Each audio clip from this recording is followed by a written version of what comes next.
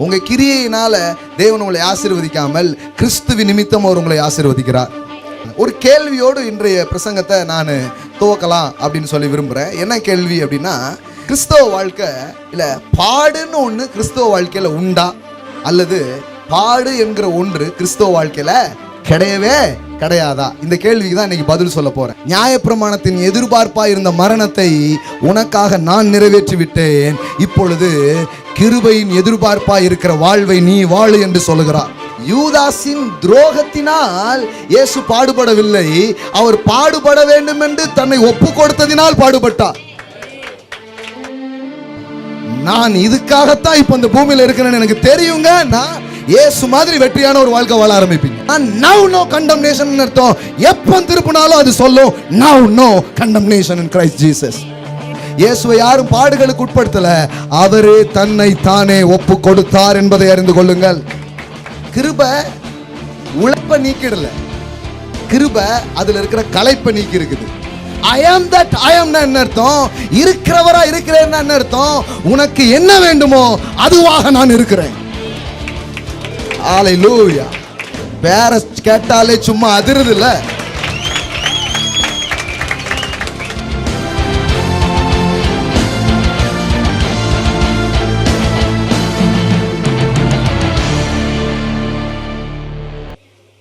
கர்த்தர் நல்லவர். ஆமென். Praise God.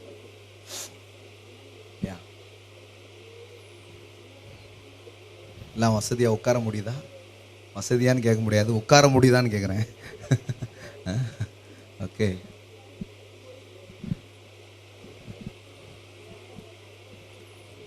உன்னதங்களில் கிறிஸ்துவோடு உட்கார்ந்துருக்கிறீங்களா? ஆமென். நீ இப்போ கீழே உட்காந்துருக்கேன்னு நினைக்காதீங்க. நீங்களும் அந்த மாதிரி ராயல் ஃபேமிலினா எல்லாருக்குமே ஒரு ராஜா மாதிரி சேர் போடலாம். ஆமென். ஒரு கிங் மாதிரி உட்கார அளவுக்கு பெருசாக போடுவோம், அந்த மாதிரி மாளிகை கட்டுவோம். ஆமென். தாவீது வந்து சொல்கிறான், சாலமோன் வந்து கட்டுறான். ஆனால் அந்த வார்த்தைகள் எல்லாம் நீங்கள் வாசித்து பார்த்தீங்கன்னா, நான் தேவனாகிய கர்த்தருக்கு கட்டும் ஆலயம் அப்படின்னே இல்லை. நம்ம தான் ஆலயம்னு சொல்கிறோம், ஆனால் அவன் என்ன சொல்கிறான்னா தேவனாகிய கர்த்தருக்கு கட்டும் அரண்மனை அப்படிங்கிறான். ஏன்னா ராஜா பேலஸில் தானே இருப்பார். ஆமென். அது மாதிரி நீங்கள் வீடு கட்டுவீங்க அப்படிங்கிறத நம்ம பேசிகிட்டே இருக்கிறோம். ஆனால் ஆண்டவர் வாக்கு பண்ணுற போது எப்படி வாக்கு பண்ணுறாருன்னா, உன் அலங்கத்துக்குள் சுகமும், எத்தனை பேர் கவனிச்சிங்கன்னு தெரியல, உன் வீட்டுக்குள்ளனே இல்லை, உன் அரண்மனைக்குள்ளன்னு இருக்கிற பிரதர். அருவாமனையே வாங்க முடியல அப்படின்னு இருக்கலாம், ஆனால் நீங்கள் அரண்மனையில் இருப்பீங்கன்னு அவர் சொல்கிறாரு. அவர் சொல்கிறதுல எனக்கு ஒன்றும் கஷ்டம் இல்லை. அவர் சொன்னதை நான் சொல்கிறேன், அவருடைய ஆவி அதை நிறைவேற்றும். அல்லேலூயா. அது எப்படிங்க அரண்மனைலாம் வீடு கிடைச்சாலே போதும் அப்படின்னு நினைக்கலாம். கர்த்தர் எப்போவுமே நீங்கள் நினைக்கிறத விட கோடி மடங்கு உங்களுக்கு அதிகமாக நினைக்கிற ஒரு தேவனாக அவர் இருக்கிறார். ஆமென்.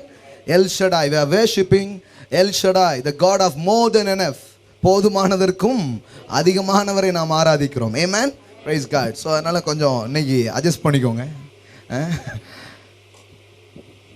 ஸோ இந்த நாளில் முதல் முறையாக புதிதாக நம்முடைய ஆலயத்திற்கு, இந்த குடும்பத்திற்கு வந்திருக்கிறவர்களை வரவேற்க விரும்புகிறோம். ஸோ இன்றைக்கு தான் இந்த ஆராதனைக்கு முதல் முறையாக நாங்கள் வருகிறோம் அப்படிங்கிறவங்க உங்கள் கைகளை உயர்த்துங்கள். ஸோ ஓகே, 1 2 3 4 5 6 7 8 9, நிறைய பேர் 10.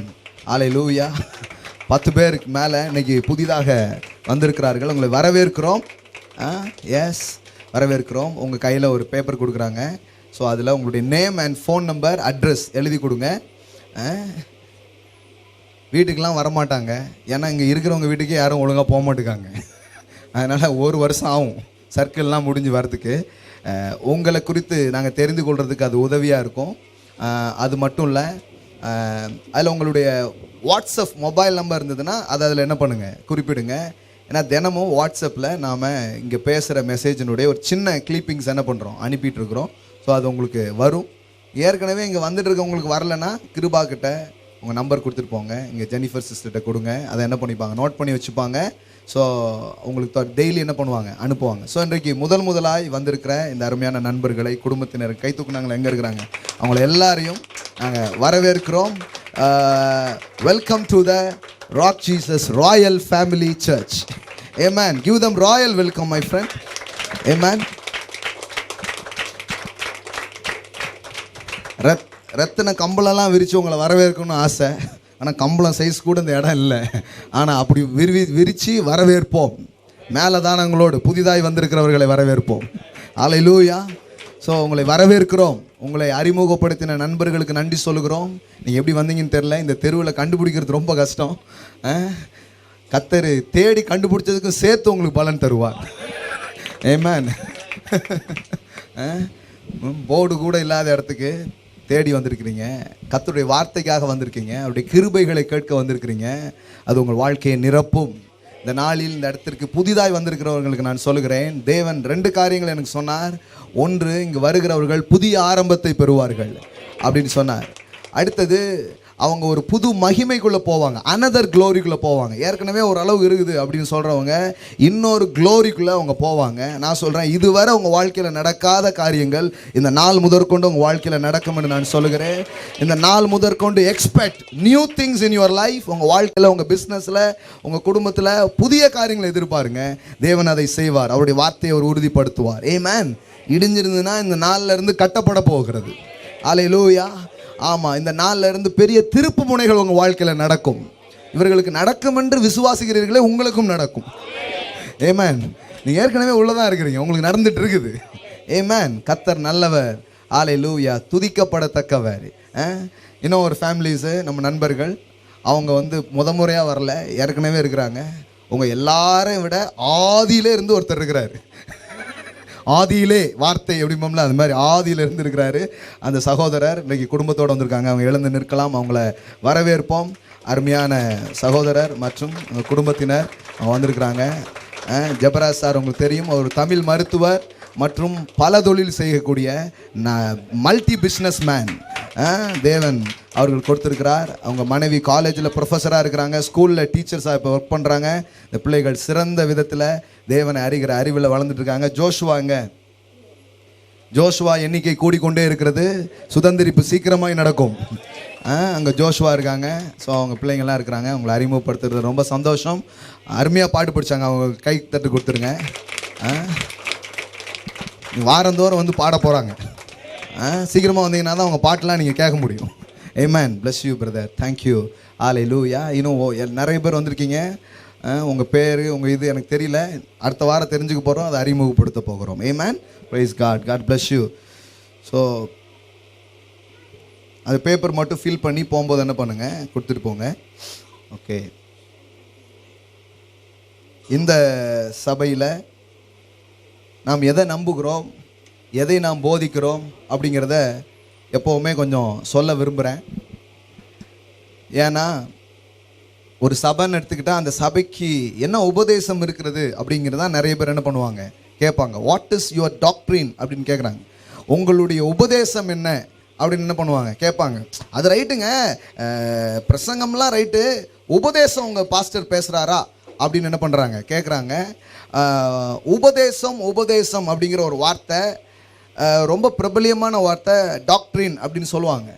நிறைய சபைகளில் பிரசங்கங்கள் தான் செய்யப்படுகிறது, உபதேசம் இல்லை, டாக்ட்ரினல் இல்லை அப்படின்னு ஒரு குற்றச்சாட்டு எப்போதும் என்ன பண்ணப்படுகிறது, சொல்லப்படுகிறது. இப்போ எனக்கு தெரிஞ்சு திருவாளர் பொதுஜனம் நிறைய பேருக்கு அதை பற்றி பிரச்சனையே கிடையாது. அது என்ன பிரதர் அப்படிம்பாங்க. ஆனால் இன்னும் சிலர் ஊர்ன தேர்ன பல இடங்களுக்கு போய் பல காரியங்களை கற்றுக்கிட்டு வந்தவங்களாம் என்ன பண்ணுறாங்க, வர்றாங்க. அதனால் நான் பேசுகிறது சிலது உங்களுக்கு புரியலன்னா வருத்தவே படாதீங்க, அது உங்களுக்கு இல்லை. ஆமென். இங்கே பேசுகிறது எல்லாமே உங்களுக்கு புரியணும் அவசியம் இல்லை, அது புரிய வேண்டியவங்களுக்கு புரிஞ்சிடும். சிலர் இங்கே இருந்து புரிவிங்க, சிலர் இங்கே இல்லாமல் இந்த பார்த்துட்டு இருக்காங்க யூடியூப்ஸில். அவங்களுக்கு உலகம் ஃபுல்லாக இருந்து இதை பார்க்குற அவங்களுக்கு இது புரிய ஆரம்பிக்கும். ஏன்னா நான் எல்லாருக்கும் சேர்த்து தான் பேசணும் பாருங்கள். ஒரு சண்டே ஆராதனைன்னா நானே யோசித்தேன், ஆண்டவரே இவங்களுக்கு இந்த பிரச்சனை, இவங்களுக்கு இது எதை நான் பேச அப்படிங்கிற மாதிரி ஆகிடும் சில நேரம். அதனால் நீங்கள் தான் எல்லாத்துக்கும் பரிமாறணும். சாப்பிட்டு விருந்து முடித்து போகும்போது எல்லாருக்கும் நல்லா இருந்துச்சு அப்படின்னு சொல்லணும். அது உங்களுடைய வேலை அப்படின்னு சொல்லிட்டு தான் வந்திருக்கிறேன் பாருங்கள். எப்போவுமே பரிசுத்த ஆவியானவர் பகிர்ந்தளிக்கும் ஊழியத்தை அவர் செய்கிறவராக இருக்கிறார். ஆமென். பாத்திரப்பா சொல்லுங்கள், நீங்கள் வெறுமையாக செல்ல மாட்டீர்கள், உங்களை திருப்தியாக்குவார், உங்களை நிரப்பி அனுப்புவார். இயேசுவிடம் வந்த யாரும் வெறுமையாய் செல்லவில்லை, அவர்களை நிரப்பினார். ஆமென். வழியில கூட சோர்ந்து போக மாட்டீங்க, வழியில கூட வலிமையாய்த்தான் நீங்கள் போவீர்கள். அல்லேலூயா. வழியிலேயே ஒரு பெரிய உற்சாகத்தோடு தான் நீங்கள் போவீர்கள். ஆமென். தாவீது சொல்றான், உம்முடைய ஆலயத்துக்கு போவோம் அப்படின்னு சொன்ன போது நான் எப்படி இருந்தேன்?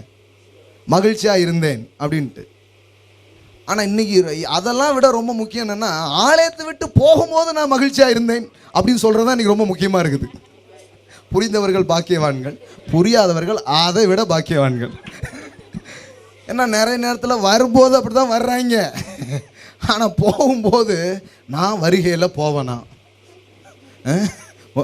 முதல்ல வீட்டுக்கு போவேனா அப்படிங்கிற அளவுக்கு குழப்பமும் பாதிப்பும் மனநிலையும் உள்ள என்ன பண்ணிடுது, உள்ள போயிடுது பாருங்க.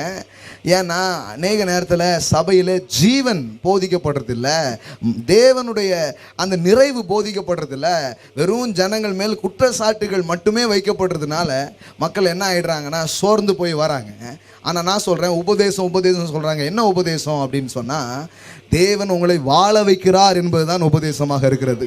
அல்லேலூயா. எல்லாம் சொல்லுங்க, இந்த சர்ச் உபதேசம் என்னன்னா, பக்கத்துல சொல்லுங்க, உபதேசம் என்னன்னா, தேவன் உங்களை வாழ வைப்பார், உங்கள் மூலமாக சிலரையும் வாழ வைப்பார். அதைத்தான் வாரம் வாரம் பேசுவாங்க, அதை தான் வாரம் வாரம் என்ன பண்ணுவாங்க, சொல்லுவாங்க. இது உங்களுக்கு ஓகேனா, டீல் ஓகேனா வாரம் வாரம் வாங்க. இன்னும் நான் இப்படி எதிர்பார்த்தேன், இல்லை நான் உங்களை எதிர்பார்க்க வச்சு ஏமாற்றவே விரும்பலை. எந்த வாரம் வந்தாலும் உங்களை வாழ வைக்கிறத பற்றி பேசுவேன், உங்கள் மூலமாக சில பேரை தேவன் எப்படி வாழ வைப்பார் அப்படிங்கிறத பற்றி பேசுவேன். அதுக்கப்புறம் இந்த நாட்டை எப்படி வாழ வைக்கலான்னு பேசுவேன். ஆமென். வீட்டை வாழ வைக்கிறதும் சொல்லுவோம், நாட்டை வாழ வைக்கிறதும் சொல்லுவோம். ஏன்னா வேதம் சொல்லுகிறது, செம்மையானவர்களின் ஆசீர்வாதத்தினால் பட்டணம் நிலை பெற்றோங்கும். அல்லேலூயா. எஸ், நீதிமான் நன்றாயிருந்தால் பட்டணம் கலிகூரும். எல்லாம் சொல்லுங்க, நான் நல்லா இருந்தா ஊரே நல்லா இருக்கும். அதனால இங்க வார வாரம் பேசுவோம், நீங்க நல்லா இருக்கணும், நாடு முன்னேற என்கிற சத்தியத்தை நாங்கள் தொடர்ந்து அறிவித்துக் கொண்டிருக்கிறோம். ஹல்லேலூயா. அதுதான் பேசிட்டே இருக்கிறோம். போன வாரம் ஒருத்தங்க வந்து அனுப்புனாங்க ஒரு ஃபீட்பேக்கு, நம்ம கிருபா வந்து எனக்கு ஃபார்வேர்ட் பண்ணார். அது என்னென்னா, பிரதர் உங்கள் மெசேஜ் ரொம்ப எனக்கு பிரயோஜனமாக இருக்குது, ஆனால் இடையில கொஞ்சம் சினிமா டைலாக்கை சொல்லிடுறீங்க, அது எனக்கு கொஞ்சம் வருத்தமாக இருக்குது பிரதர். எவ்வளோ பேர் உங்களை பின்பற்றுறோம், நீங்கள் இப்படி இடையில சொல்லிட்டீங்கன்னா எப்படி பிரதர் அப்படின்ட்டு. நான் சொல்கிறேன், அந்த டைலாக்காகவே கொஞ்சம் பேர் பின்பற்றிட்டு இருக்கிறாங்க.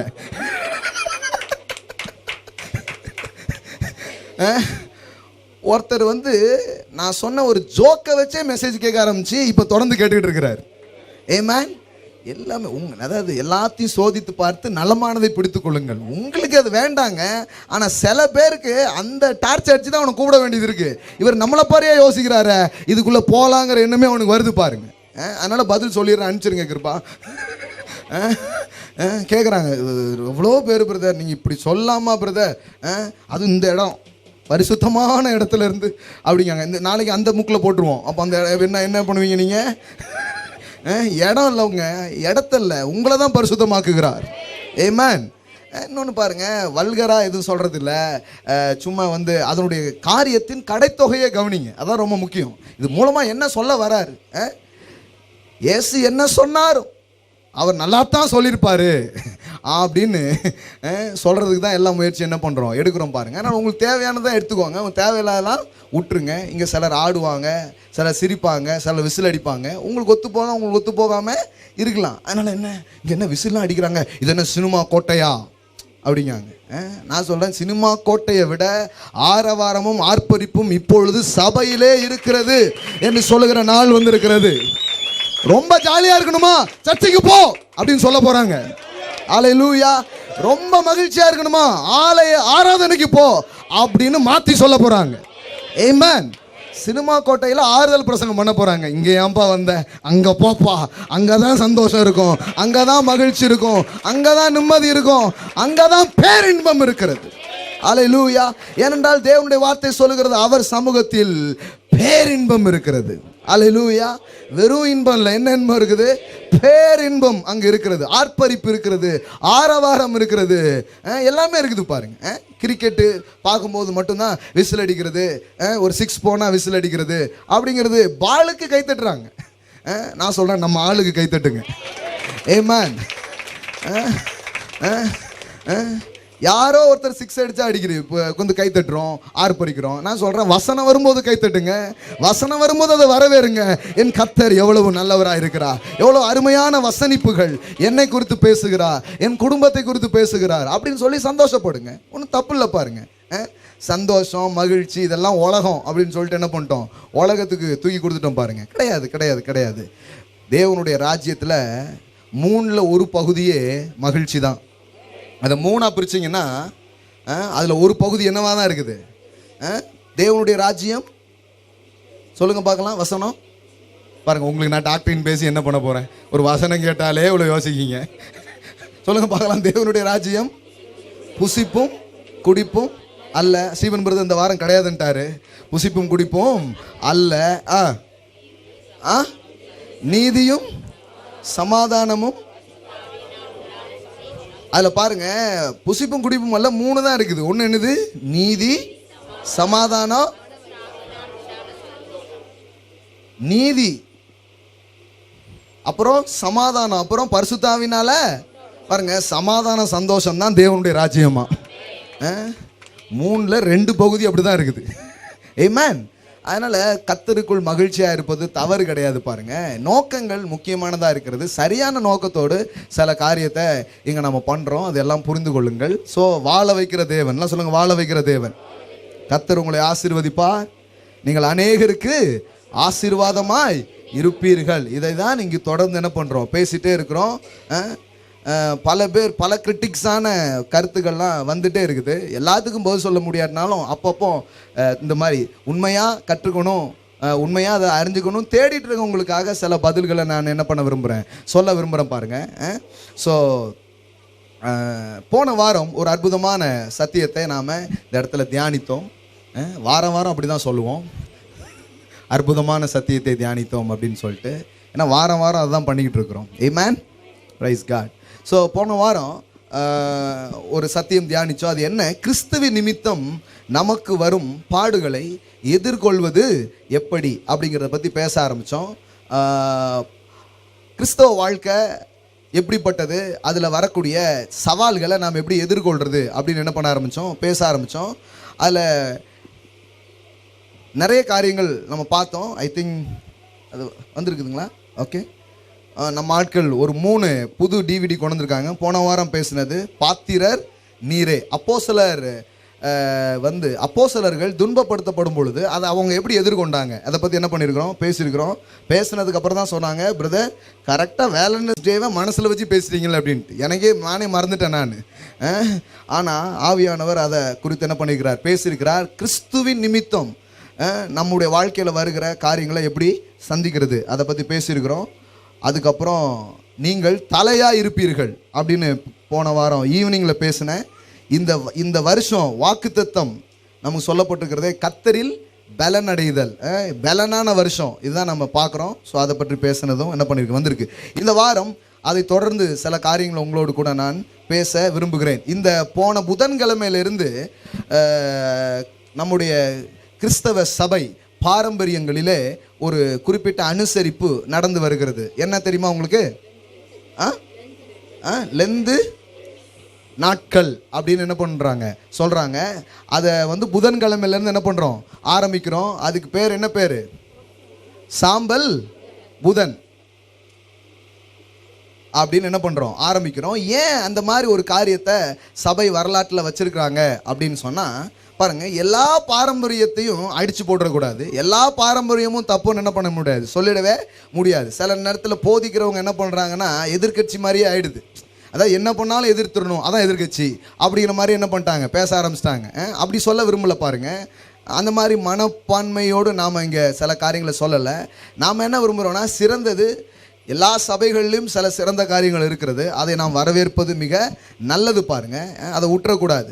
எதுக்காக இதை முன்னோர்கள் வைத்தார்கள் அப்படின்னு போனால் சில பாரம்பரியமான நம்பிக்கைகள் சொல்லப்படுகிறது. என்ன நம்பிக்கைனா, நம்ம கிறிஸ்தவ வாழ்க்கையில் பரபரப்பாக போயிட்டே இருக்கிற நம்முடைய வாழ்க்கையில் நம்முடைய ஆவிக்குரிய வளர்ச்சி எப்படி இருக்கிறது, முன்னாடி போயிருக்குதா பின்னாடி போயிருக்குதா அப்படின்னு நம்மையே நாம் கொஞ்சம் தற்பரிசோதனை செய்து கொள்வதற்கு ஒரு கால அவகாசம் நமக்கு தேவை. அப்படிங்கிறதுனால இந்த புதன்கிழமையிலிருந்து ஈஸ்டர் வரைக்கும் இந்த 40 days லெந்து நாட்களாக அவங்க என்ன பண்ணுறாங்க, ஆசரிக்கிற ஒரு முறைமையை கொண்டு வந்தார்கள். நான் சொல்கிறேன், இதில் எந்த தவறுமே கிடையாது.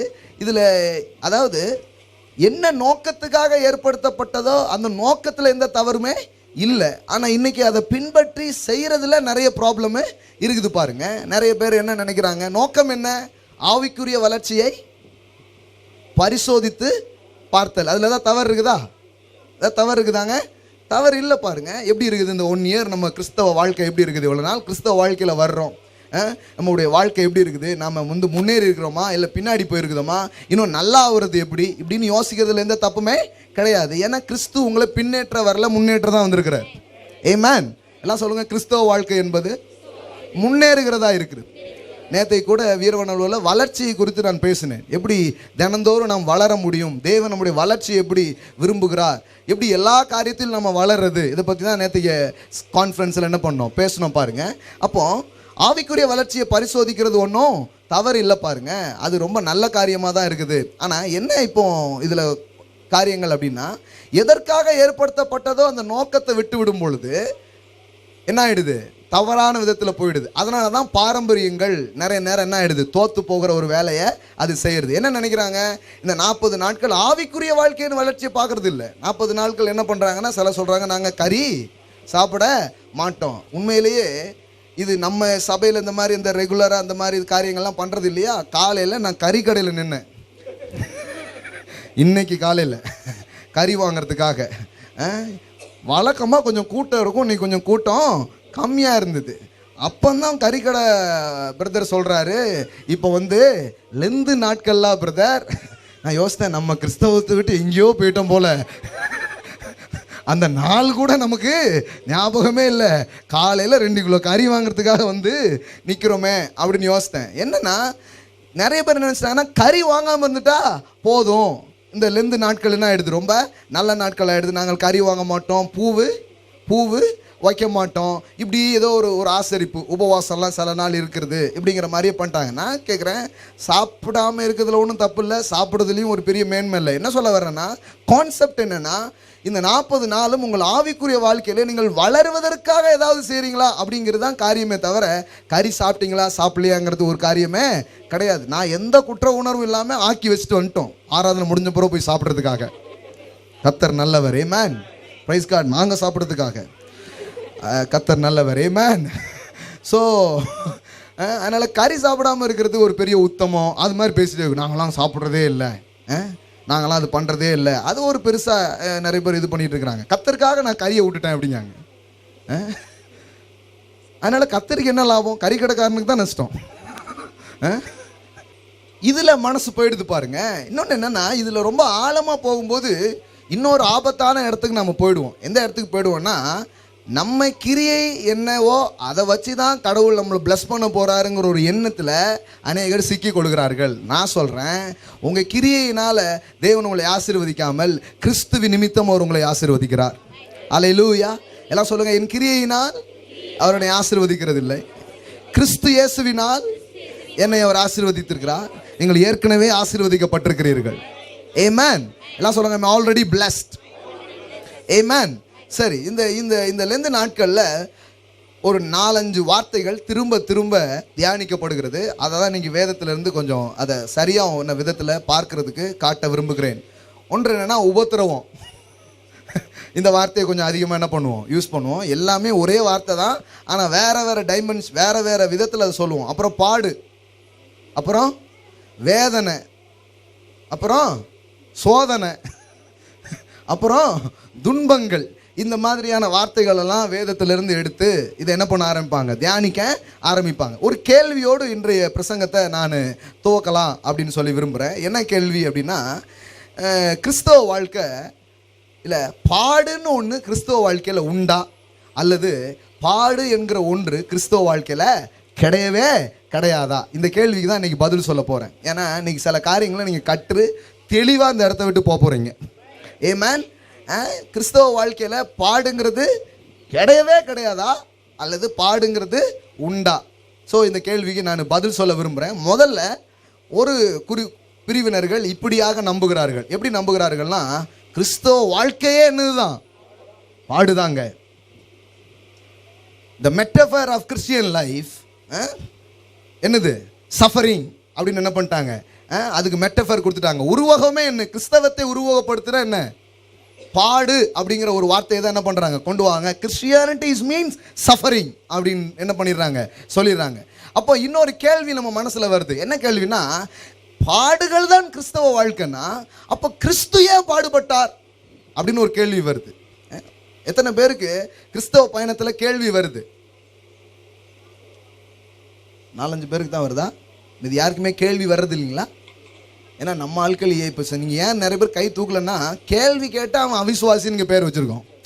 என்ன கேள்வி கேட்டுக்கிட்டு, அதனால் கேள்வியே நீங்கள் பாட்டுக்கு பேசுங்க, நாங்கள் கேட்கலையோ போயிட்டே இருக்கோம் அப்படிங்கிற மாதிரியே பழகிடுச்சு பாருங்க. எல்லாம் சொல்லுங்கள், கேள்வி கேட்குறது தவறு கிடையாது. கேள்வியே உங்களுக்கு இல்லைன்னா நீங்கள் கற்றுக்க ஆரம்பிக்கவே இல்லைன்னு அர்த்தம். ஏன்னா கற்றுக்கிறவங்களுக்கு தான் நிறைய கேள்வி வரும். எத்தனை பேருக்கு இப்போ கேள்வி இருக்குது? கை தூக்கு தூக்கு, இப்போ மட்டும் நம்ம அமைதியாக இருந்துடக்கூடாது அப்படின்றோம். 2 பேருக்கு கேள்வி வராது. ஒன்று எல்லாம் தெரிஞ்சவர்கள், ஒன்றுமே தெரியாதவர்கள். உண்மையில் என்னென்னா அப்படி யாருமே கிடையாது. எல்லாம் தெரிஞ்சவங்களும் இல்லை, ஒன்றுமே தெரியாதுன்ட்டு யாருமே கிடையாது. அதனால் எல்லாருக்கும் என்ன இருக்குது? கேள்வி இருக்குது. உங்களுக்கு கேள்வி வருதுங்களா கிறிஸ்தவ வாழ்க்கையில்? அப்படி வருதுன்னா நான் என்ன நினச்சேன்னா, இந்த கேள்விக்கெல்லாம் பதிலை மட்டும் நம்ம பிடிச்சிட்டோம்னா, ஒரு கொஞ்சம் கேள்வியெல்லாம் எழுதி வச்சுருப்போம். பைபிள் படிக்கும் போதே கேள்வி வரும், வசனம் வாசிக்கும் போதே கேள்வி வரும். நான் என்ன பண்ணுவேன்னா, ஒரு பென்சில் வச்சு அதில் ஒரு கொஸ்டின் மார்க் போட்டுகிட்டே வருவேன். அதுக்கப்புறம் அது சம்மந்தமான புத்தகம், அதுக்கு சம்மந்தமாக ஏதாவது இருக்குதா மெட்டீரியல்ஸ்ன்னு தேடி அந்த பதிலெல்லாம் என்ன பண்ணுவேன், கண்டுபிடிச்சிட்டே இருப்பேன். எப்படியாவது இந்த கேள்விக்கு மட்டும் பதில் தெரிஞ்சிடலாம் அப்படின்னு அடைவோம் பாருங்கள். அடையிறதுக்குள்ளே இன்னொரு 100 கேள்வி வந்துடும். எத்தனை பேர் அப்படி உணர்ந்துருக்கீங்க? ஒரு ஆமேன்னு சொல்லுங்கள். அதாவது இதோட ஒத்து போகிறீங்களா? உங்களுக்கு அந்த மாதிரி எக்ஸ்பீரியன்ஸ் ஆகிருக்குதா, இல்லை உலகத்தில் எனக்கு மட்டும்தான் தனித்துவமாக அப்படி நடக்குதா? உங்களுக்கு ஆகுதுங்களா? அதுக்கப்புறம் பார்த்தீங்கன்னா, சரி இவ்வளோ தானே, இதை முடிச்சிடறோம் பாருங்கன்னா அடுத்தாலையும் கொஞ்சம் கேள்வி வருது. அதனால் கிறிஸ்தவ வாழ்க்கையில் பயணிக்கணும்னு நினைக்கிற சில பேருக்கு முதல்ல ஒன்று சொல்லிடுறேன், எல்லா கேள்விக்கும் பதில் தெரிஞ்ச பிறகு தான் நான் நம்பவே ஆரம்பிப்பேன்னா அதுக்கு சான்ஸே கிடையாது. நம்பி பயணிங்க, எல்லா கேள்விகளுக்கும் அவர் பதிலாக இருக்கிறார். ஆமென். கை தட்டுறீங்கன்னா நல்லா தட்டுங்க. எதை செஞ்சாலும் நல்லா செஞ்சுருங்க. ஒரு அறை கொடுத்தாலும் நல்லா அறிஞ்சிருங்க. ஆமென். ஸோ நிறைய பேர் எல்லா கொஸ்டினுக்கும் ஆன்சர் தெரிஞ்சாதான். ஏன்னா எனக்கு தெரிஞ்சு கேள்வி கேட்குறவங்க இன்னும் கேள்வி கேட்டே தான் இருக்கிறாங்க. கேள்வி கேட்குறது தப்பு இல்லை, ஆனால் முதல்ல நம்பி பயணிக்க ஆரம்பிக்கும் போது எல்லா கேள்விக்கும் அவர் எப்படி இருப்பார்? பதிலாக இருக்கிறார். கிறிஸ்து எனக்கு அநேக காரியங்களுக்கு பதிலாக இருந்திருக்கிறார், ஆனால் இன்னும் சில காரியங்களுக்கு பதில் எனக்கு தெரியல. உங்கள் வாழ்க்கையில் நீங்கள் அப்படி இருக்கிறீங்களா? எனக்கு இன்னும் சில காரியங்களை குறித்து கொஞ்சம் கேள்வி இருக்குதுங்க, அப்படி இருக்கீங்களா? கட்டாயமாக இருக்குது. சில பகுதி வெளிச்சமாக இருக்கிறது, சில பகுதி இன்னும் இருட்டாக தான் இருக்குது. அது என்னன்னே தெரியல. ஆனால் ஒன்று மட்டும் நிச்சயம், நீதிமானின் பாதை நடு பகல் வரைக்கும் அதிகம் அதிகம் அதிகம் அதிகம் அதிகமாய் பிரகாசிக்கிற சூரிய பிரகாசம் போல இருக்கும். அல்லேலூயா. எனக்கு என் கேள்விகளுக்கு பதில் கிடைத்து விடும் என்கிற நம்பிக்கை ஏன் எனக்கு வந்திருக்கு தெரியுமா? கொஞ்ச நாளுக்கு முன்பாக நான் எந்த கேள்வியோடு இருந்தேனோ அதெல்லாம் பதில் வந்திருக்கிறபடியால் இந்த கேள்விகளுக்கும் பதில் வர ஆரம்பிக்கும். அல்லேலூயா. ஆமாம், ஆரம்பத்தில் ஒரு சண்டே கிளாஸ் எடுப்பேனாங்கிறதே எனக்கு கேள்வி தானே. பல கேள்வி இருந்தது வாழ்க்கையில். எப்படி பொருளாதாரத்துக்கு என்ன பண்ண போகிறோம், வேலைக்கு என்ன பண்ண போகிறோம், எதிர்காலத்துக்கு என்ன பண்ண போகிறோம், பல கேள்விகள் இருந்திருக்கிறது. ஆனால் எல்லா கேள்விகளுக்கும் கிறிஸ்து பதிலாக இருக்கிறார். அதனால் இன்னைக்கு இருக்கிற கேள்விக்கும் அவர் பதிலாக இருக்கிறார். ஆமென். கரெக்டான நேரத்தில் பதில் வரும். ஆமென். எல்லாம் சொல்லுங்கள், அவர் தான் பதில். ஆமென். நல்லா நம்பி பயணம் பண்ணுங்க. பயணம் பண்ணும்போது கேள்வியே வராதுன்னு மட்டும் நினைக்காதீங்க. சிலர் என்ன நினச்சிடறாங்கன்னா, முன்னாடி நிற்கிறவங்க தேவதூதர்கள் மாதிரியே நினச்சிடுறாங்க. இவங்களுக்கு ஒரு குழப்பமுமே இருக்காது, ஒரு கேள்வியுமே இருக்காது, ஏன்னா இவ்வளோ பேசுறதுனால எல்லாமே தெரியும்னு நினைக்கிறாங்க. தயவாய் உங்களுக்கு ஒன்று சொல்ல விரும்புகிறேன். நானும் ஒரு நேரத்தில் பேண்டில் ஒரு கால் தான் விட முடியும். சூப்பர் நேச்சுரல் அப்படியே பறந்துக்கிட்டு ஒரே நேரத்தில் 2 காலையும் என்னால் என்ன பண்ண முடியாது, விட முடியாது. அப்படிப்பட்ட ஆளை தான் அங்கே இருக்கிறாங்க. உன்னை போருவன். ஏமேன். சரி, கொஸ்டின்ஸ் இருக்குது கிறிஸ்தவ வாழ்க்கையில். ஆனால் வர வர பதில் கிடச்சிருக்கு. யாருக்கெல்லாம் பதில் கிடச்சிருக்குது? பதில் கிடச்சிருக்குதா? இப்போ யாருக்கெல்லாம் கேள்வி இருக்கு? கேள்வி இருக்கா? எல்லாரும் எழுதுக்கிறீங்க பாருங்க. ஆமாம் பிரதர், பதிலும் கிடச்சிருக்குது, கேள்வியும் கிடச்சிருக்குது. நான் சொல்கிறேன், உங்களுக்கு கிடைச்ச பதில்லையே இப்போ இருக்கிற கேள்விக்கு பதில் இருக்கு. ஏன்னா அந்த பதிலை கொடுத்தவர் தான் இதுக்கும் பதிலை கொடுப்பார். அன்னைக்கு தூக்குனவர் தான் இன்னைக்கு உங்களை தூக்குவார். ஏமேன். அன்றைக்கு விடுவித்தவர் தான் இன்றைக்கும் விடுவிப்பார். ஏமேன். அப்போ கவனிங்க, கொஸ்டின்ஸ் வர்றது தப்பு கிடையாது. பாருங்க என்ன கொஸ்டின்ஸ் எழுப்புறோம். கிறிஸ்தவ வாழ்க்கை என்பது பாடுகள்.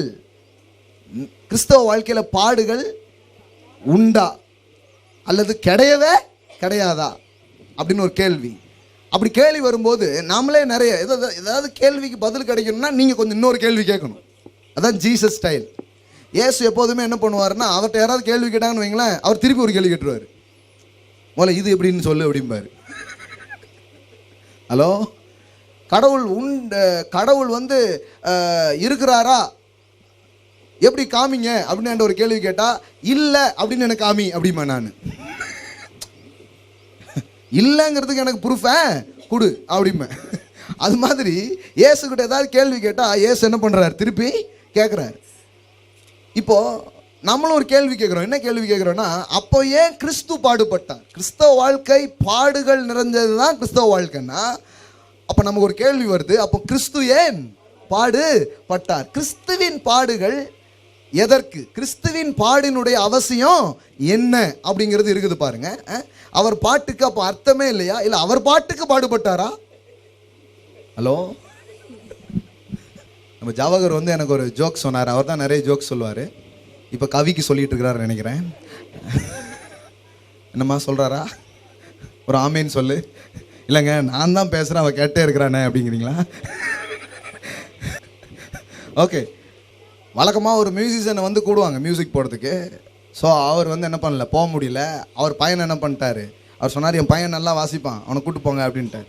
அது மாதிரி கச்சேரி முடிஞ்சிச்சு, திரும்பி வந்துட்டார். ஃபீட்பேக் கேட்டார் அந்த அப்பா. என்ன கேட்டார்னா, என் பையனை அனுப்பிச்சி வச்சேனே, மியூசிக்லாம் நல்லா போட்டானான்ட்டு. ஆமாம் நல்லா போட்டான். என்ன?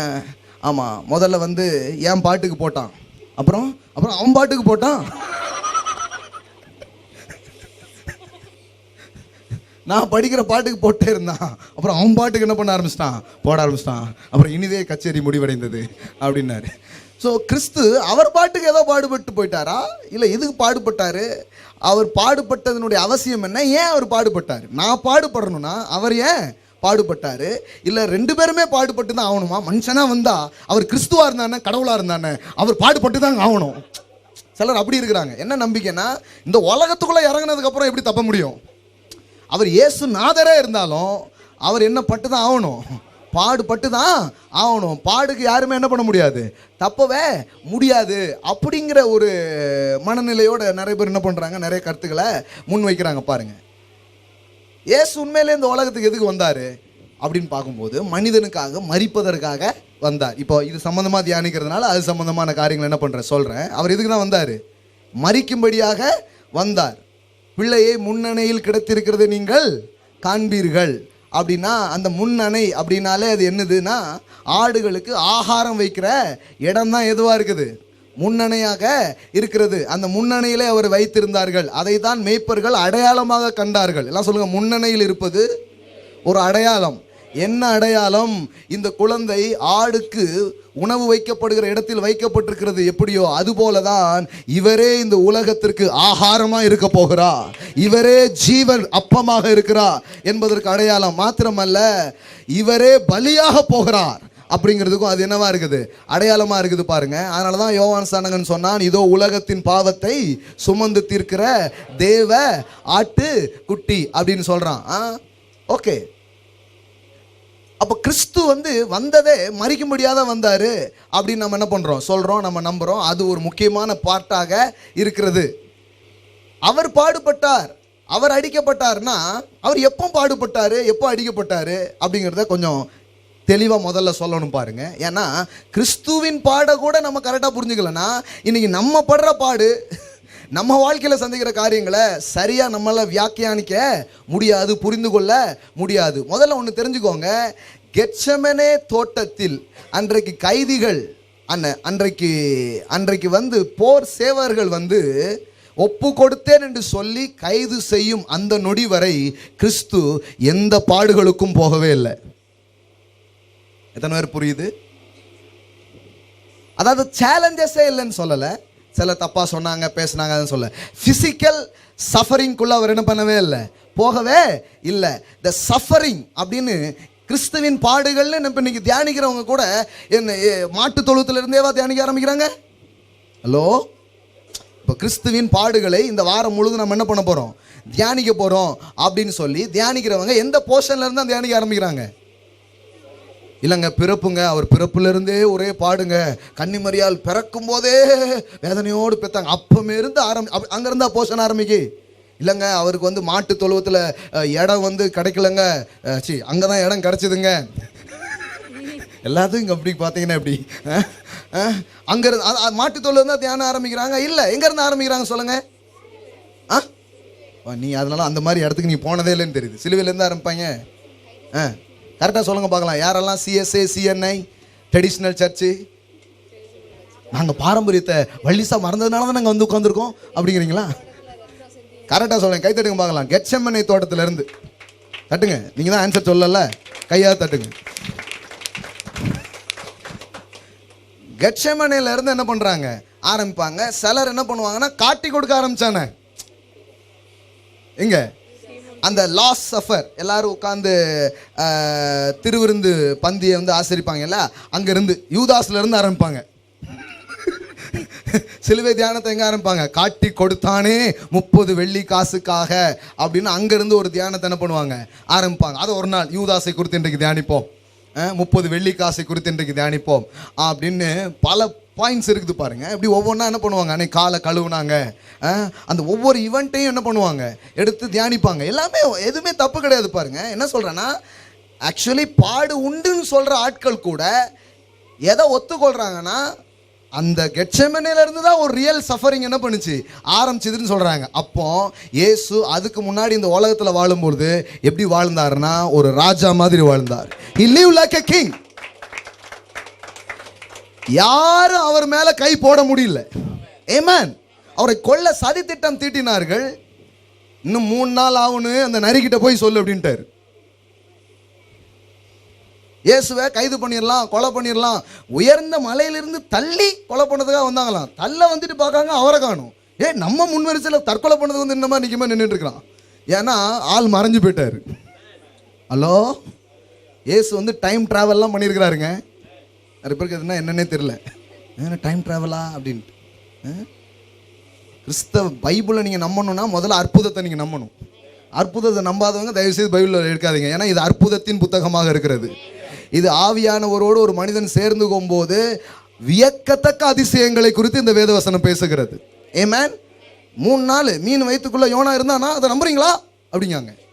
எப்படிங்க இவ்வளோ பெரிய மீன் வயிற்றுல யோனா இருந்தான், அதை நீங்கள் நம்புறீங்களா டாக்டர் பில்லி கிரகாம் அப்படின்னு கேட்டிருக்காங்க. பில்லி கிரகாம்கிட்ட அது பில்லி கிரகாம் சொல்லியிருக்காரு, அவ்வளோ பெரிய மீன் வயிற்றுக்குள்ள யோனா இருந்தான்னு பைபிளில் போட்டிருந்தாலும் நான் நம்புவேன், யோனா வயிற்றுக்குள்ள அவ்வளோ பெரிய மீன் இருந்துன்னு போட்டிருந்தாலும் நம்புவேன், ஏன்னா தேவன் அற்புதர் அப்படின்னு சொன்னாங்க. பார்த்துப்பா சொல்லுங்க, தேவன் அற்புதராக இருக்கிறார். அற்புதத்தை நம்புங்க, சும்மா லாஜிக் மைண்ட்லேயே வாழாதீங்க. தேவன் என் நேரமும் உங்க வாழ்க்கையில திருப்பு முனையை அனுப்புகிற தேவனாக இருக்கிறார். எந்த நேரமும் உங்க வாழ்க்கையில மாற்றங்களை அனுப்புகிற தேவனாக இருக்கிறார். எந்த நேரமும் அழைப்பு வரும் உங்களுக்கு. ஆமென். அடிச்சாம்பார் அப்பாயின்மெண்ட் ஆர்டர் அப்படின்னு சொல்லுவீங்க. ஆமென். ஹல்லேலூயா. இது பேசினாதான் விசில் வருது, அது பேசினா கைத்தட்டல் மட்டும் தான் வருது. இனிமே என்ன தொடர்பு கொள்ளணும்னா WW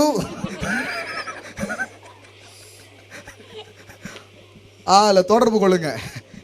நான் சொல்றேன், கர்த்தர் எந்த நேரமும் மாற்றங்களை அனுப்புகிறவர், திருப்பங்களை அனுப்புகிறவர். எல்லாம் சொல்லுங்க, தேவன் அற்புதர். எல்லாம் சொல்லுங்க, ஐ பிலீவ் மிரேக்கிள்ஸ். எல்லாம் சொல்லுங்க, நான் அற்புதங்களை நம்புகிறேன். அற்புதம் நம்புறவன் வந்து சோம்பேறி கிடையாது. அற்புதத்தை நம்புறவன் என்ன நம்புறானா, ஆண்டவர் சொன்னார் பாருங்க, காற்றையும் காண மாட்டீங்க, மழையும் காண மாட்டீங்க, ஆனா வாய்க்கால் என்ன பண்ணு, வெட்டு, அது நிரப்ப படும் அப்படின்னு சொன்னார். ஏமேன்.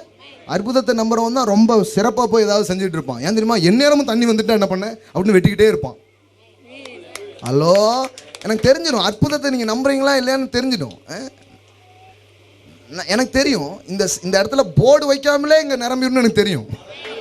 அதனால தான் போர்டு வைக்கல. இன்னொரு பெரிய இடத்துக்கு போக போகிறோம், சீக்கிரமாக போக போகிறோம். நீங்களாம் அப்படி வந்ததுனால சீக்கிரமாக போயிடலாம். ஐ திங்க் வித்தின் மந்த்ஸில் நம்ம இடம் மாறுவோம் இயேசுவின் நாமத்தினாலே. சில மாதங்களுக்குள்ளாக அதை நாம் செய்வோம். கர்த்தர் அதை செய்வார். இந்த காரியங்களோடு சேர்ந்து அதையும் நம்ம ஏன் நம்பக்கூடாது? ஆமென். பெருக தேவன் நமக்கு கொடுப்பார், பெரிய இடங்களை அவர் நமக்கு கொடுப்பார். Hallelujah. Yes yes yes yes. அற்புதத்தை நம்புற ஆள் சும்மா இருக்க மாட்டார் பாருங்க. ஏதாவது நோண்டிக்கிட்டு, ஏதாவது தேடிக்கிட்டு, ஏதாவது பண்ணிக்கிட்டே இருப்பார். அதில் இப்போ சொல்லுங்க, அற்புதத்தை நம்புகிறவர்கள் சும்மா இருக்கிறது இல்லை, ஏதாவது ஒன்று பண்ணிகிட்டே இருப்பாங்க. ஏன் தெரியுமா, எந்நேரமும் எது வேணாலும் நடக்கும். ஆமென். நான் இன்றைக்கு பேங்குக்கு வேலைக்கு போகிறது நல்லது, ஏன்னா நாளைக்கு ஒரு பேங்க் நடத்தலாம். ஆமென். ஹல்லேலூயா. நாளைக்கு சொந்தமாக ஒரு பேங்க் நடத்தலாம். நான் சொல்கிறேன், ராக் பேங்க் அப்படின்னு ஒன்று இருக்கலாம். ஆமென் ஆமென். ஹல்லேலூயா. ஏன்னா லட்சம் பேர் இருக்கும்போது லட்சம் பேர் அக்கௌண்ட்டுக்கே ஒரு பெரிய பேங்க் தேவை இல்லையா? ஆமென். இருக்கும், பேங்க் இருக்கும். எல்லாமே பாருங்க, நீங்க விசுவாசிச்சீங்கன்னா நீங்க பண்ற சாதாரணமும் அசாதாரணமானது தான். பாத்துல சொல்லுங்க, நீங்க விசுவாசிச்சா நீங்கள் செய்கிற சாதாரணமும் அசாதாரணமானதாகவே இருக்கிறது. ஆனா விசுவாசம் இல்லைன்னு வைங்களேன், நீங்க செய்யற அசாதாரணமானது கூட இப்படிதான் இருக்கும். ஒருத்தர் 2 லட்சம் தான் பிரதர் நாங்கள் சம்பளம் வாங்குதோம் அப்படிங்காங்க. என் ஹஸ்பண்டுக்கு 1 லட்சம், எனக்கு 1 லட்சம். கஷ்டமா இருக்கு பாஸ்டர். ஏன் தெரியுமா? there is no faith. அங்க என்ன இல்லை, அங்க என்ன இல்லை, விசுவாசமே இல்லை. விசுவாசம் இருந்ததுன்னா 2000 அப்படிமா. ஏய் எவ்வளவு? 2000. இந்த இது முன்னாடி சொல்லுவாங்களா, 5000 10,000 அப்படிங்கிற மாதிரி தான் இருக்கும். Amen. என்ன சொல்லுங்க, faith makes a difference. Come on, say faith makes a difference. இடையில சில கோட்டிங்ஸ்லாம் சொல்லிட்டே இருக்கு, நல்லா எடுத்து வச்சுக்கோங்க. உங்க வாழ்க்கையில் அவைகள் பெரிய சாவிகளாக இருக்கும் சில காரியங்களை திறப்பதற்காக. ஆமென். எல்லாம் சொல்லுங்க, விசுவாசங்கள் வித்தியாசத்தை ஏற்படுத்துகிறது. அதனால எனி டைம் என்ன வேணாலும் என்ன பண்ணும் நடக்கும் பாருங்க. நான் அப்படியே கொஞ்சம் ட்ராக்கை விட்டு போயிட்டே இருக்கிறேன். கவனிங்க, அற்புதத்தை நீங்கள் நம்பினாதான் வேதத்தை நம்ப முடியும். ஸோ எதுக்கு இவ்வளோ தூரம் வந்தோம் அப்படின்னா, எங்கேருந்து தியானிக்க ஆரம்பிக்கிறாங்க ரியலாக? கெத்செமனே இருந்து தான் தியானம் வருது. அதுக்கு முன்னாடி எந்த காரியங்களும் என்ன பண்ணுறது இல்லை, தியானிக்கிறதே இல்லை பாருங்க. இப்போ கெத்செமனே தோட்டத்தில் எதுக்கு சொல்லிட்டு இருந்தேன்னா, இயேசு அதுக்கு முன்னாடி கஷ்டப்படல. அதுக்கு முன்னாடி எப்படி இருந்தார்? He live like A king. எல்லாம் சொல்லுங்க, ராஜாமா இருந்தார். அதனால தான் கை போட முடியல யாருமே அவர் மேலே. ஆமென். நீங்கள் நினச்சக்கூடாது, அவங்களுக்கு எப்போல்லாம் என்ன வந்ததோ அப்போல்லாம் இயேசுவையும் ஒரு சீசர்களையும் இழுத்து போட்டு அடித்தாங்க. நேரோட மைண்டில் அப்படி இருக்குது. அப்பப்போ கூப்பிட்டு விட்டு அடிப்பாங்க போல, இல்லை தேடி வந்து அடிப்பாங்க போல.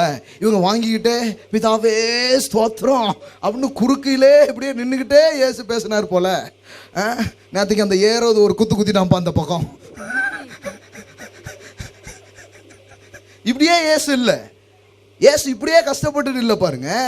யாருமே அவரை தொட முடியல, யாருமே அவர் தொட. எனக்கு கெத்செமனே தோட்டத்தில் அதை ப்ரூவ் பண்ணி காமிக்கிறாரு. என்ன பண்றாரு? யூதாஸ் காட்டி கொடுத்துட்டான். நான் சொல்றேன், உங்களை சிலர் மாட்டி கொடுத்தாலும் காட்டி கொடுத்தாலும் நான் சொல்றேன், அது எப்படி இருக்குது அப்படின்னு சொன்னா, அது எப்படி இருக்குதுன்னா, நீங்கள் வந்து அந்த இடத்துல வந்து தோத்து போயிடுவீங்க, அந்த இடத்துல அப்படி தான் இருங்கிறது கிடையாது. தேவன் உங்கள் கூட இருக்கும்போது எத்தனை சூழ்ச்சி இருந்தால் கூட அது பேரில் உங்களுக்கு வெற்றியை தேவன் உங்களுக்கு கொடுக்குறார். ஆமென். எல்லாம் சொல்லுங்க, மனிதர்களின் சூழ்ச்சிகளிலே எனக்கு ஜெயத்தை கொடுக்குறார். நம்ம எப்படி படிக்கிறோம்னா, பைபிளை நெகட்டிவாகவே படிக்கிறோம். பார்த்தீங்களா பிரதர்? இயேசுவின் சீசரில் ஒருத்தன், அவன் யாராக இருந்தான்? ஜூடாஸ் அப்படின்னு இந்த மூவிலாம் காமிப்பாங்க பாருங்க. என்ன பண்ணிட்டான்? காட்டி கொடுத்துட்டான் பாருங்க. இதுதான் கூட இருக்கிறவங்களே நம்பவே சத்தியம் எப்படி எப்படி கற்றுக்கிறாங்க பாருங்க. இல்லை மனைவியை நம்ப மாட்டீங்களா? அதான் வீட்டில் பிரச்சனை ஆகிட்டு இருக்கு. ஏன்னா உள்ளுக்குள்ளே என்ன தத்துவம் ஓடுது? கூட இருக்கவங்கள நம்பக்கூடாது. கணவர் என்ன பண்ணுறதில்ல, நம்புறதில்ல. பிள்ளைங்களை நம்புறதில்ல, எதையுமே நம்புறதில்ல. அப்படியே போய் வாழ்க்கையில் யாரும் நல்லவங்க வந்து நல்லது செஞ்சால் கூட நமக்கு என்ன வரமாட்டுக்கு, நம்பிக்கையே வரமாட்டு பாருங்க. நல்லா இல்லைங்க பாருங்க.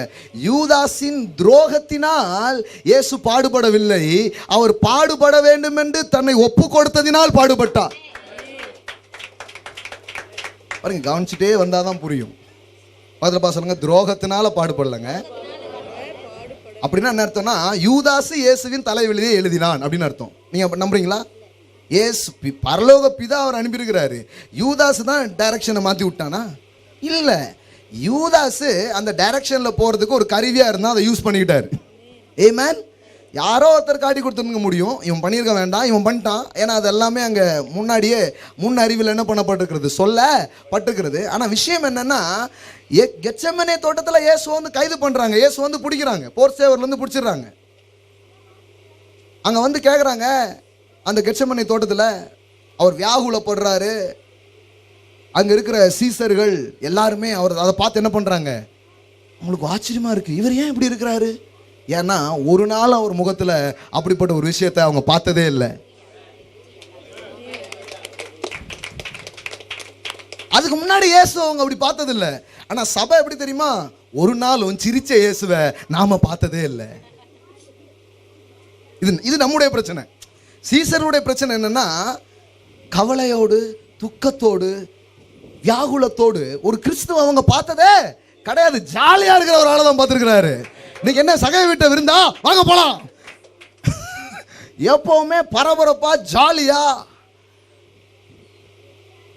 நீர் அக்கிரமத்தை வெறுத்தீர், நீதியை விரும்பினீர், ஆகையால் உமது தோழரை பார்க்கிலும் அவர் என்னை ஆனந்த தைலத்தினால் அபிஷேகம் பண்ணினார் என்று சொல்லப்படுகிற ஆனந்த தைலத்தால் அவர் எப்போதும் நிறைந்திருந்தார்.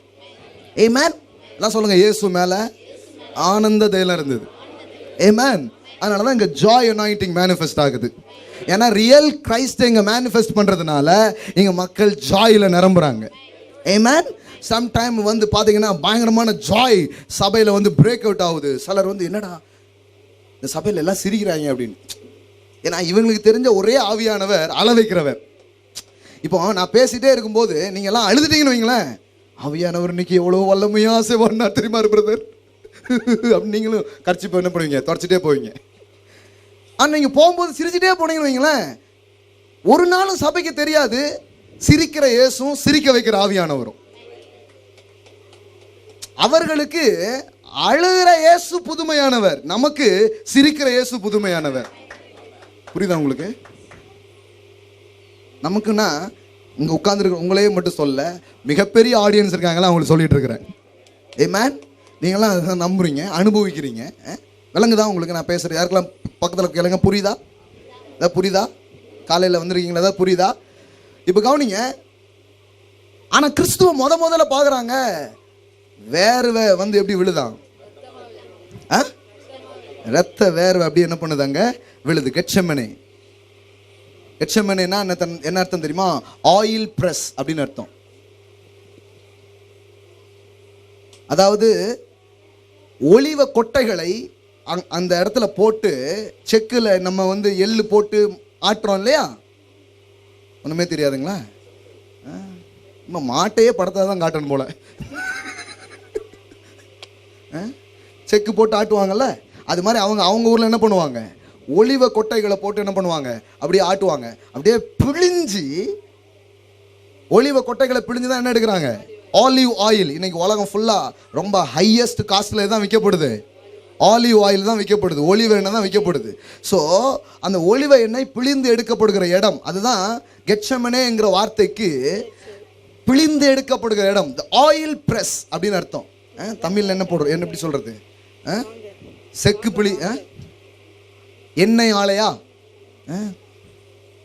சரி, கேட்ட மூடு. நல்லா கவனிங்க, புரிய மாட்டுக்கு. ஆயில் பிரஸ், எல்லாம் சொல்லுங்க, ஆயில் பிரஸ்.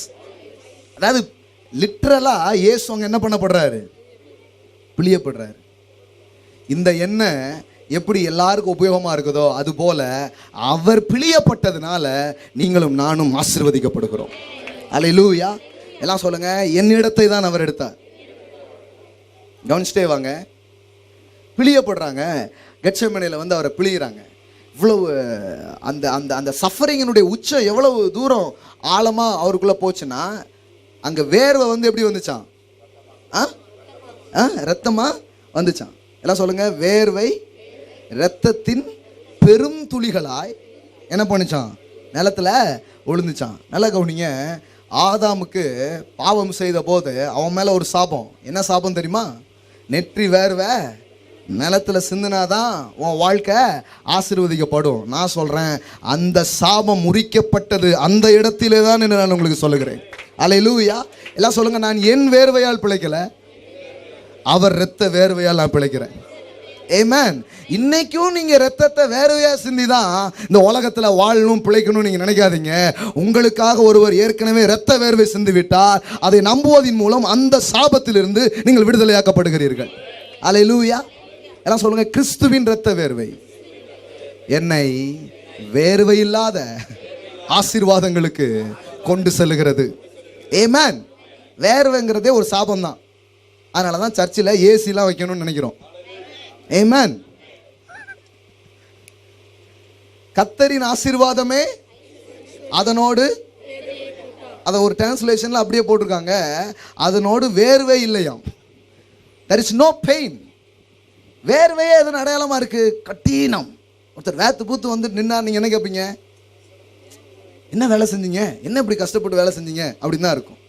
சிலர் சொல்லும் போதே சொல்லுவாங்க, வீடு எப்படி கட்டினீங்க, கொத்தனார் வச்சு செங்கல் வச்சுலாம் சொல்ல மாட்டாங்க, என் வேர்வையினாலே கட்டின அப்படிம்பாங்க. அதனால தான் இவ்வளோ வாடையா, நல்ல ஸ்மெல், என் வேர்வையாலேயே கட்டின அப்படிம்பாங்க. இல்லைன்னா ரத்தம், என்னது இதில் இருக்கிற ஒவ்வொரு கல்லும் நான் சிந்தின ரத்தம். இதுதான் தேவ சித்தம்னு நினைச்சிட்டாங்க பாருங்க, அதுல தான் குத்தம். எல்லாம் சொல்லுங்க, அவர் உங்களுக்காக பாடுபட்டார், அவர் வேர்வை சிந்துறாரு. இந்த மாதிரி ஒரு ஒரு ஒரு பாடுகளுக்கு உட்படுற கிறிஸ்துவை அவங்க என்ன பண்ணதே இல்லை, பார்த்ததே இல்லை. சீசர்கள்லாம் அதை பார்த்து என்ன பண்றாங்க? ஆச்சரியப்படுறாங்க, என்ன இவர் இப்படி இருக்கிறாரு. இந்த பேஷன் ஆஃப் தி கிரைஸ்ட்லாம் மூவியே அங்கேருந்து ஆரம்பிக்கும். பேஷன் ஆஃப் தி கிரைஸ்ட் பார்த்துக்கிங்களா? தமிழ் வெர்ஷன் மட்டும் தயவு செய்து பார்த்துடாதீங்க. அது ஏதாவது அந்த ஹீப்ரு அந்த ஒரிஜினல்லே போய் பாருங்க, ரொம்ப நல்லா இருக்கும். அங்கே ஸ்டார்டிங்கே எல்லாரும் ஆரம்பிக்குது. ஆரம்பமே எங்கே தான் இருக்குது?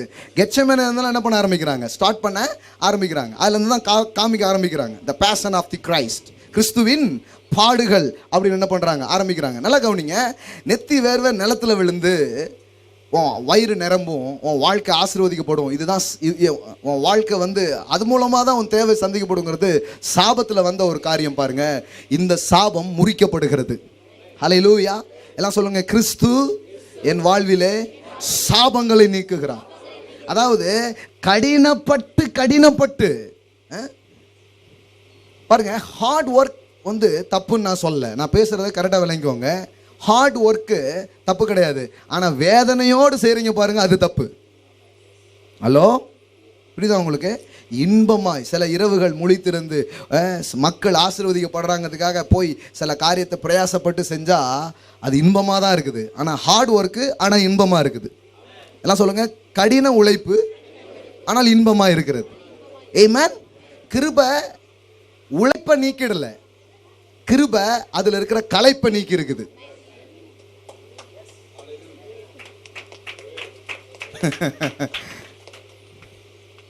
எல்லாம் சொல்லுங்க, கிருபை உழைப்பை நீக்கல, அதுல இருக்கிற களைப்பை தான் நீக்கி இருக்கு.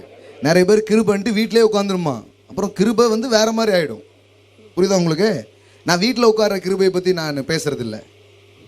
நான் பேசுறது கிருபைனாலே it's ability, it's ability from God. தேவன் தெரிந்து உங்களுக்கு வருகிற ஒரு பராக்கிரமம், ஒரு பலன், அது உங்கள் வாழ்க்கைக்குள்ளே வரும்பொழுது நீங்கள் பெரிய காரியங்களை செய்கிறவர்களாக இருப்பீர்கள். ஆமென். உங்களால் முடியாததை உங்களால் செய்ய வைப்பதற்கு தான் கிறிஸ்து இந்த பூமிக்கு வந்தார். I believe that kind of grace preaching. Balasekar கிருபை பேசுகிறாரு அப்படி நீங்கள் வந்திருந்தீங்கன்னா, பாலசேகர் பேசுகிற கிருபையை முதல்ல உங்களாம் சொல்லிடுறேன். என்ன கிருபையை நான் பேசுறேன்னா, என்னை பலப்படுத்துகிற கிறிஸ்துவினாலே எல்லாவற்றையும் செய்ய எனக்கு பலன் உண்டு என்கிற கிருபையை நான் பேசுகிறேன். அல்லேலூயா. எஸ், கிறிஸ்து எல்லாத்தையும் செஞ்சு முடிச்சார். ஐ பிலீவ் தட். எல்லாத்தையும் செஞ்சு முடிச்சவர் இப்போ உள்ள வந்திருக்கிறாரு. இப்போ உன்னை கொண்டும் சில காரியங்களை செய்து முடிக்கிறேன் என்று. ஆமென். எல்லாம் சொல்லுங்க, எல்லாத்தையும் முடித்தவர் எனக்குள்ளே வந்திருக்கிறார், என்னை கொண்டும் சிலதை செய்து முடிக்கும்படியா. ஆமென். நான் வெற்றி பெற்றது போல உன்னை வெற்றி பெற வைப்பேன். அதனால தான் நான் உனக்குள்ள என்ன பண்ணியிருக்கிறேன், வந்திருக்கிறேன் அப்படிங்கிறார். ஆமென். எல்லாம் சொல்லுங்க, ஜெயித்தவர், முடித்தவர், வென்றவர் எனக்குள்ளே இருக்கிறார். ஆகையால் நானும் முடிப்பேன், ஆகையால் நானும் வெல்லுவேன், ஆகையால் நானும் முடிப்பேன். ஆமென். இதுதான் கிருபையினுடைய முழு பரிமாணமாக இருக்குது பாருங்க. நிறைய பேர் இந்த பரிமாணத்தெல்லாம் அவங்க பேசுறது இல்லை. சில பேர் என்ன பண்றாங்கன்னா, இல்லைங்க நீங்க வீட்டிலே இருங்க, நீங்கள் சும்மா இருப்பீர்கள். எப்படி பைபிளில் இந்த வார்த்தை எங்கெல்லாம் இருக்கு நீங்க வாசித்து பாருங்க. அங்கெல்லாம் அவங்க யுத்தத்துக்கு போயிருக்காங்க. நீங்கள் சும்மா இருப்பீர்கள், கர்த்தர் உங்களுக்காக அப்படின்னு இவங்க என்ன பண்ணாங்க, யுத்தத்துக்கு போனாங்க. ஹலோ, நிறைய பேர் யோசிக்கிறீங்க, நீங்கள் சும்மா இருப்பீர்கள், கர்த்தர் உங்களுக்காக அப்படின்னு சொல்லிட்டு என்ன பண்ணாங்க, யுத்தத்துக்கு போனாங்க. ஏன்னா நான் போய் நிற்கும் போதே எதிரியை எனக்கு மடிய வைப்பார். அவர் ஒரு சைடில் பாம்பு போடுவார். ஆமென். ஹல்லேலூயா. அவர் ஒரு பக்கம் இறங்கி அவர் சில காரியங்களை பண்றாரு. உங்களை சும்மா டம்மி பீஸா கடவுள் வைக்க மாட்டாரு. ஹலோ, நீங்க அப்படி சும்மா இந்த ஊர்ல இந்த விளையாடுறதுக்கு ஆளே கிடைக்கலன்னா ஒரு ஆள் சேர்ப்பாங்க பாருங்க. எப்படி உப்புக்கு அப்படின்னா என்ன அர்த்தம், ஏதோ சொல்லிட்டாங்க பெரியவங்களாம். உப்புக்கு சப்பானி, அதாவது சப்ஸ்டிடியூட் போடுறது, பதிலாக ஒரு ஆள் என்ன பண்ணுறது போடுறது. அதுக்கு சில நேரம் ஆள் கிடைக்கலன்னா யாராவது சேர்த்துக்குவாங்க. நம்ம சின்ன பையனாக உட்காந்துருப்போம், நம்மளை சேர்த்துக்கிட்டாங்களே நினைக்குவோம். நமக்கு இப்போ தான் தெரியுது பல ரகசியம், இப்போ தான் தெரியுது நம்மளை ஏன் ஆட்டைக்கு சேர்த்தாங்க அப்படின்ட்டு. நம்ம பெருசாக பேசுவோம், அந்த அண்ணனோட விளையாண்டேன், அந்த அக்காவோட விளையாண்டேன் அப்படின்ட்டு. எல்லாரும் நம்ம வாழ்க்கையில் விளையாண்டுருக்காங்க.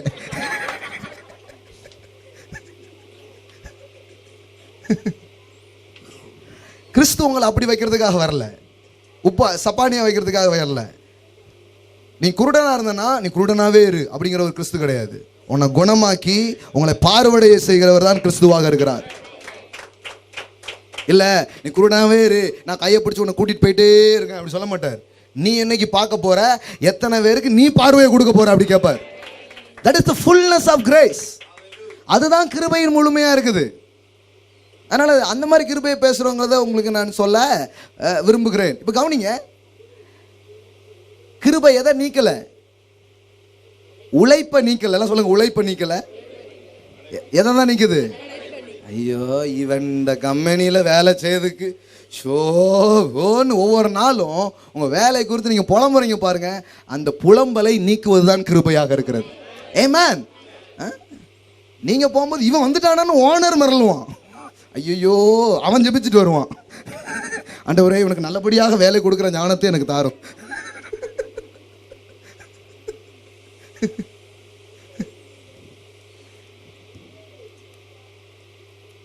கர்த்தரின் ஆசீர்வாதம் உங்க வாழ்க்கையில எப்படி செயல்படுதுன்னா, நீங்க எந்த திட்டம் போடாம எதுவுமே செய்யாம இருக்கிறதுக்காக காரியங்கள் கிடையாது. நான் தான் உங்கள்கிட்ட சொல்லிட்டேன், அற்புதத்தை நம்புறவன் ஏதாவது பண்ணிட்டு இருப்பான்.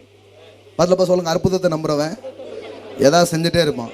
இந்த சோம்பேறியா சுத்திட்டே இருக்க மாட்டான் பாருங்க. I believe the miracle of God. தேவன் எனக்காக இந்த ஊர்ல பெரிய காரியத்தை செய்வாருன்னு நம்புறதுனால தான் பெரிய பெரிய வேலைகளை நான் பண்ணிட்டு இருக்கிறேன். அல்லேலூயா.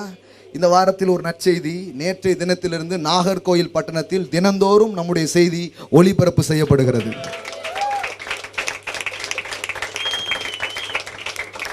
மாவட்டமா பிடிக்க போறோம். அப்பதானே கட்சி ஆரம்பிக்க முடியும். ஆமென்.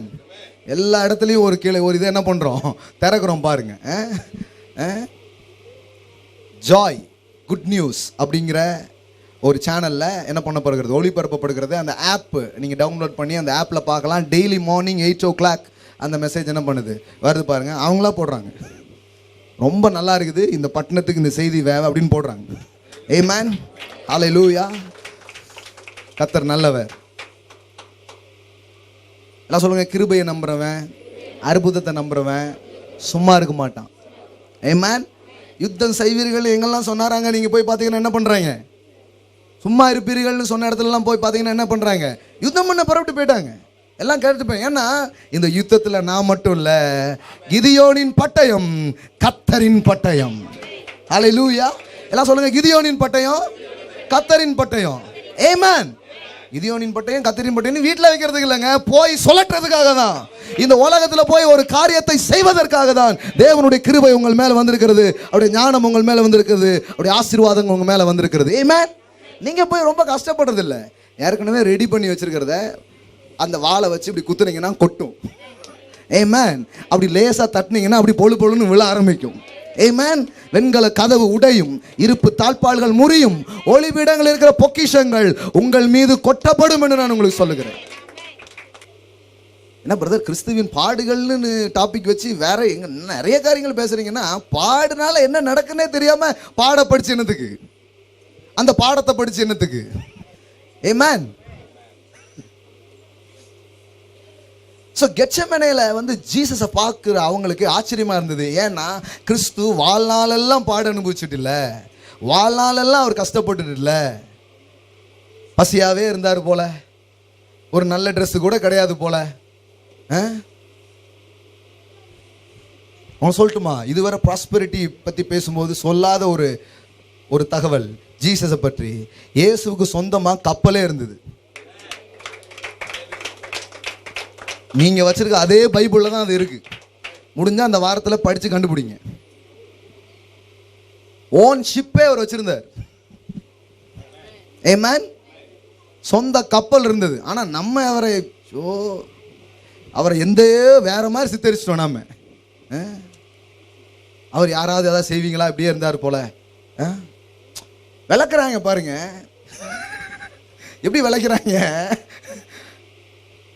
ஒரு முறை ராயனுக்கு வரி கேட்டலாமா அப்படின்னு கேட்குறாங்க. உடனே ஜீசஸ் என்ன பண்ணார், ஒரு காயின் இருந்தால் கொடுங்க அப்படின்னாரு. உடனே பக்கத்துலேருந்து ஒருத்தர் என்ன பண்ணிட்டாரு, ஒரு காயினை கொடுத்தார். உடனே அதை வச்சு எப்படி வியாக்கியானம் பண்ணுறாங்க பாருங்க. எப்படி தான் இதெல்லாம் சிந்திக்கிறாங்கன்னு தெரில பாருங்கள். இயேசுக்கிட்ட ₹1 கூட இல்லை. அதனால தான் அவர் என்ன பண்ணார், இப்போ நான் எக்ஸாம்பிள் உங்கள்கிட்ட வாங்கலாம், ஆனால் என்கிட்ட 3 bank credit 3 bank debit card இருக்குது. ஆமென். அதனால் என்கிட்ட காசு இல்லைன்னு அர்த்தம் இல்லை பாருங்க. அவசரத்துக்கு தாங்கன்னு இதெல்லாம் வச்சுக்கிட்டு இயேசு ஒன்றுமே இல்லை அப்படிங்க பாருங்க. எல்லாம் சொல்லுங்க, வெள்ளியும் பொண்ணும் அவருடையது, பூமி நிறைவும் அவருடையது, சகல சிருஷ்டியும் அவரால் உருவாக்கப்பட்டது, அவருக்கென்று உருவாக்கப்பட்டது. ஆமென். அவர் வான்னா வருது, போனா போகுது. ஆமென். அவ்வளோ நேரம் வரல மீன், தலைவர் போனா அவ்வளோ மீனும் வழக்குள்ள வருது. ஏன்னா இவர் ஆணைக்காகத்தான் அதுவைகள் காத்திருந்தது. அல்லேலூயா. அவ்வளோ நாள் உங்கள் வாழ்க்கையில் போய் பிரயாசப்பட்டுவீங்க, ஒன்றும் நடக்காது. ஆனால் கிறிஸ்துங்கிற ஒரு வாசனை உங்கள் மேலே அடிக்கிறதுனாலேயே சில மீன்கள் உங்கள் வலைக்குள்ளாக வரும், சில வாய்ப்புகள் உங்கள் வாழ்க்கைக்குள்ளாக வரும். ஏன்னா கிறிஸ்து சகல நன்மைகளை கவர்ந்து கொள்கிறவராக அவர் இருக்கிறார். பேதுருவை உழைக்காதன்னு சொல்லலை, கிருபையாகிய கிறிஸ்து மீண்டும் போட்டை எடுத்துக்கொண்டு போய் வாளத்தில் வலையை போடு அப்படின்னாரு. ஆமென். போடுன்னு தான் சொன்னார். சும்மா இல்லைப்பா கரையிலே உட்காரு, இப்போ வரும் எல்லாமே அப்படி சொல்ல. பறவைகளை காக்காக்களை கர்த்தர் தான் போஷிக்கிறாரா? எத்தனை பேர் சொல்றீங்க அவர் போஷிக்கிறார்? பைபிள் அப்படி போட்டிருக்குதா? என்ன போட்டிருக்குது? பைபிள் என்னெல்லாமோ போட்டிருக்கீங்களா? அவைகளை போஷிக்கிற உங்கள் பிதான்னு இருக்குதா? ஆனால் எப்படி போஷிக்கிறாரு? எல்லா கூட்டிலையும் காலையில் போய் ஆண்டவர் டெலிவரி பண்ணுறாரா? ஹலோ, கர்த்தர் தான் போஷிக்கிறார். ஆனால் உணவுகள் கூட்டில் விழுகிறது இல்லை, உணவை தேடி அவைகள் புறப்படுகிறது. பரமபிதா அதை சந்திக்கும்படியா ஏற்பாடுகளை அவர் செய்து வைத்திருக்கிறார். நான் சும்மா சோம்பேறியா உட்கார்ந்துட்டு இருக்காதீங்க. பைபிளில் சொல்லியிருக்குது, வேலை செய்ய மனதில்லாதவன்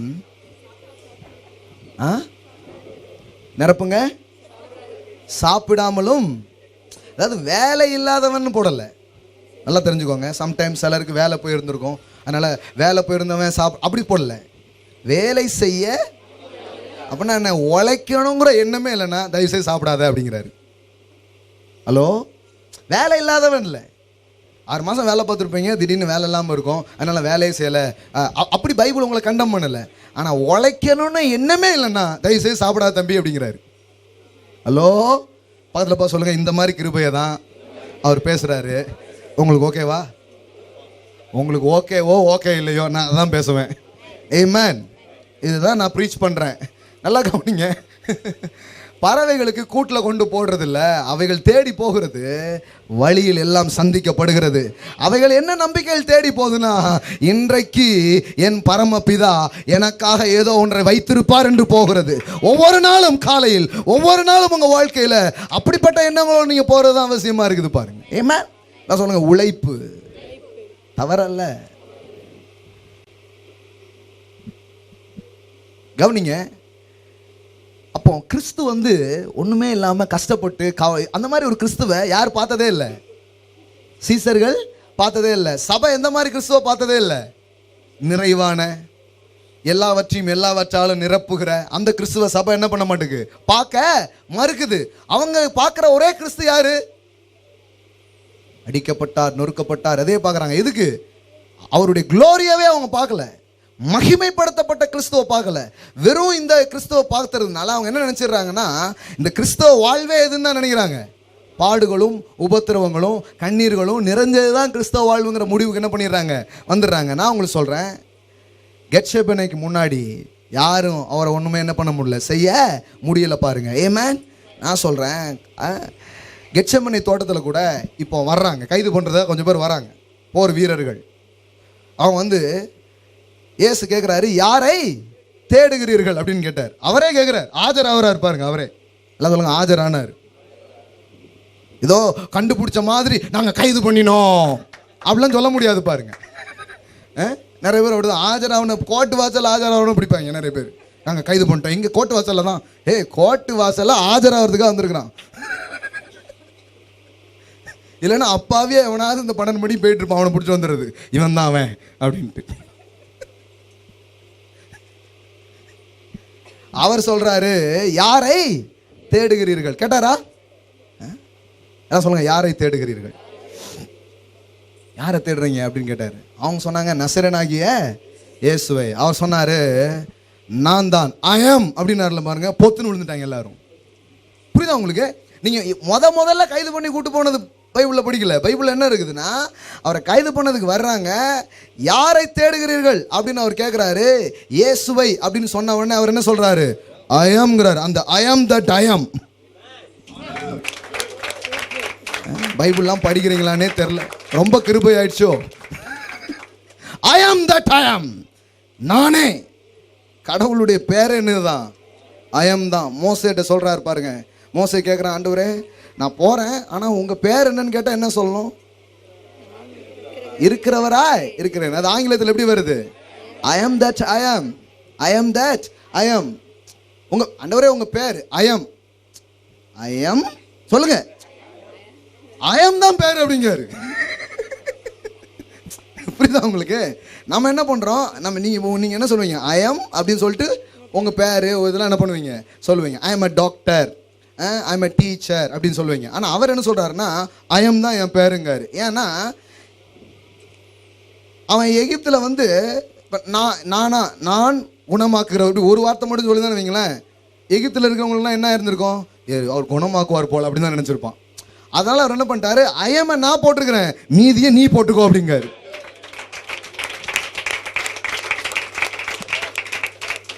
ஐ எம் நான் போட்டிருந்தேன், நீ அந்த ஐயம் எடுத்து, நீர் என்னை குணமாக்குகிறவராக இருக்கிறீர், நீர் என்னை செழிக்க பண்ணுகிறவராக இருக்கிறீர், நீர் என்னை உயர்த்துகிறவராக இருக்கிறீர், நீர் என்னை விடுவிக்கிறவராக இருக்கிறீர் அப்படின்னு சொல்லி நீ நிரப்பிக்கோ. ஐ ஆம் தட் ஐ ஆம் என்ன அர்த்தம், இருக்கிறவரா இருக்கிறேன் என்ன அர்த்தம், உனக்கு என்ன வேண்டுமோ அதுவாக நான் இருக்கிறேன். ஹல்லேலூயா, ஹல்லேலூயா. இந்த காலை வேளையில் நீங்கள் ஐஸ்வர்யவான்கள் நான் உங்களுக்கு சொல்லுகிறேன். இந்த காலை வேளை நீங்கள் நிறைவுள்ளவர்கள் என்று நான் சொல்லுகிறேன். ஏன்னா இருக்கிறவரா இருக்கிறவர் உங்கள் வாழ்க்கையில் இருக்கிறார். ஹல்லேலூயா. எல்லாம் சொல்லுங்க, அவர் இருக்கிறார். அதனால தான் இல்லைங்கிற வார்த்தையை சொல்லாதீங்கன்னு சொல்றோம். ஏன்னா இருக்கிறேங்கிறாரா ஒருத்தர். மாப்பிள்ளை இல்லை சொல்லக்கூடாது, மாப்பிள்ளை வந்துகிட்டே இருக்கிறாரு அப்படி சொல்லணும். வேலை இல்லை சொல்லக்கூடாது, வேலை வந்துகிட்டே இருக்கு அப்படின்னு சொல்லணும். காசு இல்லை சொல்லக்கூடாது, வந்துகிட்டே இருக்குது, எல்லாம் இருக்குது. இருக்கிறவரா இருக்கிறவர். ஐ ஆம் தட் ஐ ஆம், ஐ ஆம் தட் ஐ ஆம். இருக்கிறவரா இருக்கிறேன்னு அர்த்தம், உனக்கு என்ன வேண்டுமோ அதுவாக நான் இருக்கிறேன். அல்லேலூயா. நானே சுகமா இருக்கிறேன், நானே ஜெயமா இருக்கிறேன், நானே வெற்றியா இருக்கிறேன். அந்த நேம் அந்த மோசஸ்க்கு வெளிப்படுத்தின அந்த நேம் அவர் தான் இப்போ வந்திருக்கிறாரு. இயேசு இந்த உலகத்துல வந்து எத்தனை ஐ ஆம் ஸ்டேட்மெண்ட் சொல்றாருன்னு படிச்சு பாருங்க. நானே வழி, I am the way, I am the truth, I am the life, I am the good shepherd, I am the door, I am the living bread, I am the living water. எவ்வளவு I am statement சொல்றாரு பாருங்க. இயேசுக்கு அவர் யாருங்கிற குழப்பமே இல்லை. ஆமென். நிறைய பேர்ட்ட கேளுங்க, நீங்க யாரு? நான் அப்படிம்பாங்க. கிறிஸ்தவங்க பூரா எப்படி இருக்காங்கன்னா, இந்த ஆக்சிடென்ட்ல அடிபட்டு ஆஸ்பத்திரியில் எழுப்புவாங்க பாருங்க. நான் யாரு, நான் எங்க இருக்கேன் கேட்டால் 10 வருஷமா சர்ச்சுக்கு போயிருக்காங்க இங்கே. ஆனாப்பா, உங்க அயாம பற்றி உங்களுக்கு என்ன இருக்கணும்? நான் இதுக்காகத்தான் இப்போ இந்த பூமியில் இருக்கிறேன்னு எனக்கு தெரியுங்க. நான் இயேசு மாதிரி வெற்றியான ஒரு வாழ்க்கை வாழ ஆரம்பிப்பீங்க. அல்லேலூயா. பாத்துல பாரு, கேளுங்க. Who are you? நீங்க யாரு? அவங்க who are you, who are you அப்படின்றதாங்க. நீங்க யாரு அப்படின்னு உங்கள்கிட்ட கேள்வி கேட்கப்படும் பொழுது என்ன வரணும்? ஐ ஆம் அப்படின்னு இது அப்படின்னு சொல்லணும். இதுக்காகத்தான் நான் வந்திருக்கேன் இந்த உலகத்தில், இதுக்காக தான் நான் இருக்கிறேன்னு சொல்லணும். ஏசு சொல்லிட்டே இருந்தார். ஐ ஆம்னே சொன்னார். நான் இப்படி இருக்கிறேன், நான் தான் இது அப்படின்னு என்ன பண்ணார்? சொன்னார். இப்போ அந்த கைது பண்ண வர்ற அந்த இடத்துல அவர் அந்த ஃப்ரேஸ், அந்த சேம் ஃப்ரேஸை தான் எடுத்து யூஸ் பண்ணுறாரு. என்ன சொல்கிறாரு? யாரை தேடுகிறீர்கள் அப்படின்னு கேட்டாங்க பாருங்க. நசரனாகிய இயேசுவேன்னு ஒன்று ஐ ஆம் அப்படின்னாரு பாருங்க. அது இருந்துச்சு பாருங்க. பேரை கேட்டாலே சும்மா அதிருது இல்லை. இது பொருந்துகிறது ஒரே ஒரு ஆளுக்குத்தான். அவர் தான் ரியல் ஸ்டார். அங்கெல்லாம் அதிராது, இங்க அதிருது ரியலாவே. பேரை சொல்லும் போதே அதிருது. என்னங்க எந்திரிச்சு வெளியே ஓடிடலாம் போல இருக்கு. பாதுல சொல்லுங்க, பேரை கேட்டாலே சும்மா அதிருது இல்ல. இதுதான் பைபிள்ல இருக்குது. இது ஐ ஆம் அப்படின்னாரு பாருங்க. ஐ ஆம் ஜீசஸ் அப்படின்னு ஒண்ணே அதிருது. ஹல்லேலூயா. நமக்கு இங்கே உள்ள வரணும். ஏசுனாலே அப்படியே காதலன் பேரை சொன்னால் எப்படி வருது? அப்படி வரணும் பாருங்க, ஜூன்னு வரணும். ஹல்லேலூயா. ஏசுவா, சரி சரி சரி. ரொம்ப வாடிக்கையான ஆள் மாதிரி ஆகி போச்சார் அவர். சரி சரி சரி, அவருக்கு வேற வழி இல்லை, என் கூட இருந்தா ஆகணும். என்னை விட்டா என்ன வழி? உன்னை விட்டு விலக மாட்டேன்னு இருக்காரு. அவர் தவறாமல் சொல்லிட்டு போட்டாரு. சரி, சகிச்சுட்டு போட்டும்.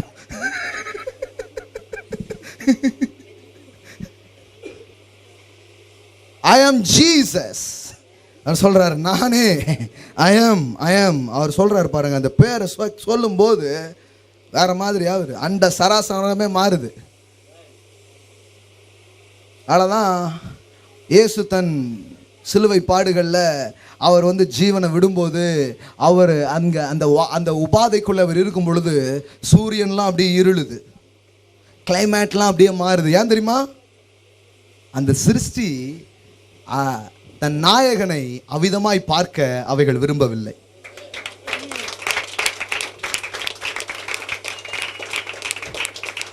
என்னை பிரகாசிக்க செய்தவர் அவர் அல்லவா? என்னை ஒளிரச் செய்தவர் அவர் அல்லவா? என்னை மலரச் செய்தவர் அவர் அல்லவா? அவரா இப்படி அப்படின்னு அவைகள் தன்னை தாங்களே மூடிக்கொண்டன. That is the things. அதான் நடந்தது. இதை சத்தியமா எடுத்தாலும் சரி, கவிதையா எடுத்தாலும் சரி, எப்படி சொல்வதற்கும் அவர் பாத்திரராக இருக்கிறார். He is worthy. He is worthy. He is worthy. பாருங்க, அந்த பேரை யூஸ் பண்றார். ஐ ஆம் அப்படி சொல்றார். ஐ ஆம், நானே அப்படின்னு சொன்ன உடனே எல்லாரும் கீழே விழுறாங்க. அப்போ அவரை யாரு கைது பண்ணி கூட்டிட்டு போயிடல, அவர் தம்மை தாமே ஒப்பு கொடுத்தார். அவர் தம்மை தாமே கொடுத்தார், விரும்பி தன்னை ஒப்பு கொடுத்தார். அடா யூதாசே, இப்படி போட்டு கொடுத்துட்டியடா, இப்படி மாட்டிக்கிட்டேனடா அப்படின்னு இயேசு வந்து இப்படி திருன்னு முழிகளை பாருங்க. இதுக்கு தான் கூட இருக்கிற நண்பனை நம்பவே கூடாது.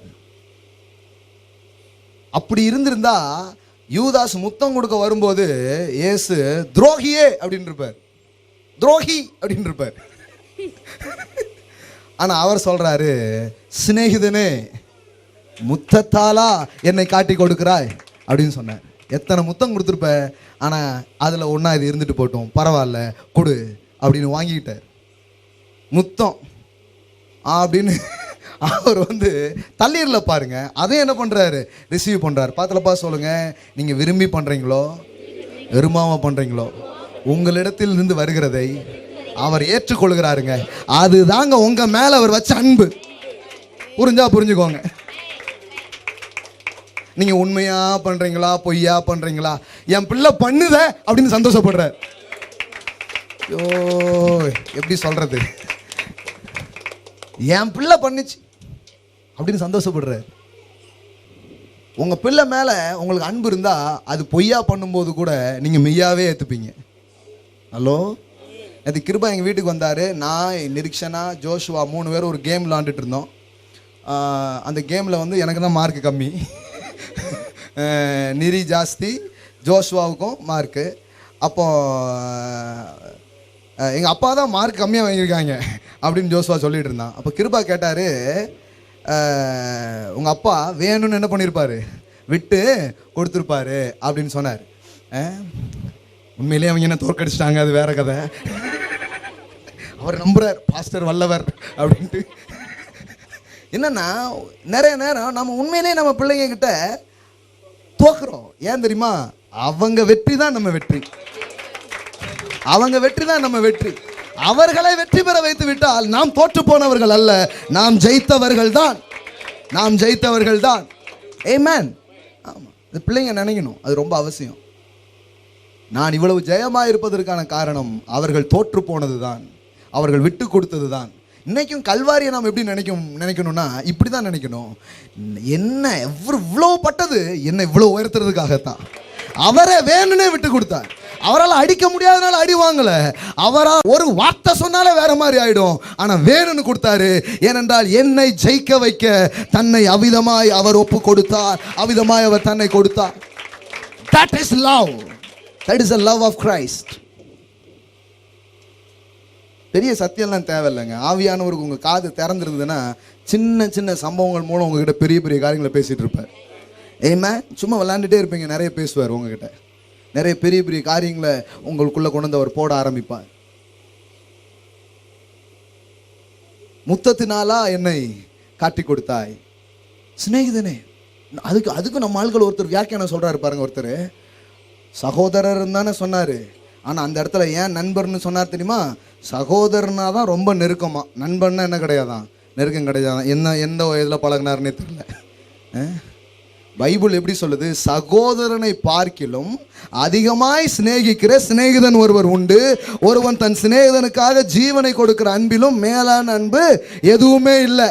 அதாவது இயேசு அவனை டிஸ்குவாலிஃபை பண்ணிட்டாராம். என்ன கண்ணில் படிக்கிறாங்க பாருங்க பைபிளில். சகோதரன் சொல்றதுக்கு என்னன்னு சொல்லிட்டாராம், சிநேகிதன் அப்படின்னா என்ன அர்த்தம்? நண்பன் நீ துரோகம் பண்ணிட்டு போகலாம், ஆனால் சகோதரன் துரோகம் பண்ண மாட்டானா. எந்த போய் கேட்டு பாருங்க, ஃபுல்லாக சகோதரர்கள் தான் பண்ணுறாங்க, நண்பர்கள் தான் அந்த நேரத்தில் தூக்கி காப்பாற்றிட்டு இருக்கிறாங்க பாருங்க.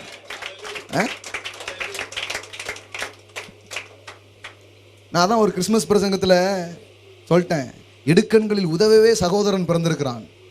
ஒருத்தர் ரொம்ப மனவடிமாயிட்டார், நல்லா தானே பேசுனேன், ஏன் அவர் டல் ஆயிட்டாரு? அவருக்கு சகோதரனால தான் எடுக்கணே, அவர் எப்படி இந்த வசனத்தை நம்புவாரு? அதுக்கப்புறம் நான் சொல்லிட்டேன், அது நம்ம இயேசுவை பத்தி தான் சொல்லியிருக்கு அப்படின்ட்டேன். அப்படின்னா சரி அப்படின்ட்டு. அப்படின்னா பரவாயில்ல அப்படிங்கிறாரு. இயேசு ஒன்று அவனை டிஸ்குவாலிஃபைட் பண்ணலங்க, இயேசு ஒன்று அவனை குறைச்சி மதிப்பிடல. அப்பவும் அவனை நண்பனாக தான் பார்த்தார், எதிரியா பார்க்கல.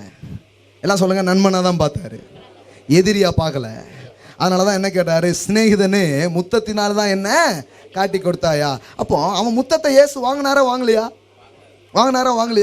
பழைய ஏற்பாட்டில் என்னன்னா, பழைய ஏற்பாட்டில் மனிதனிடம் நீதியை கடவுள் எதிர்பார்க்கிறார்.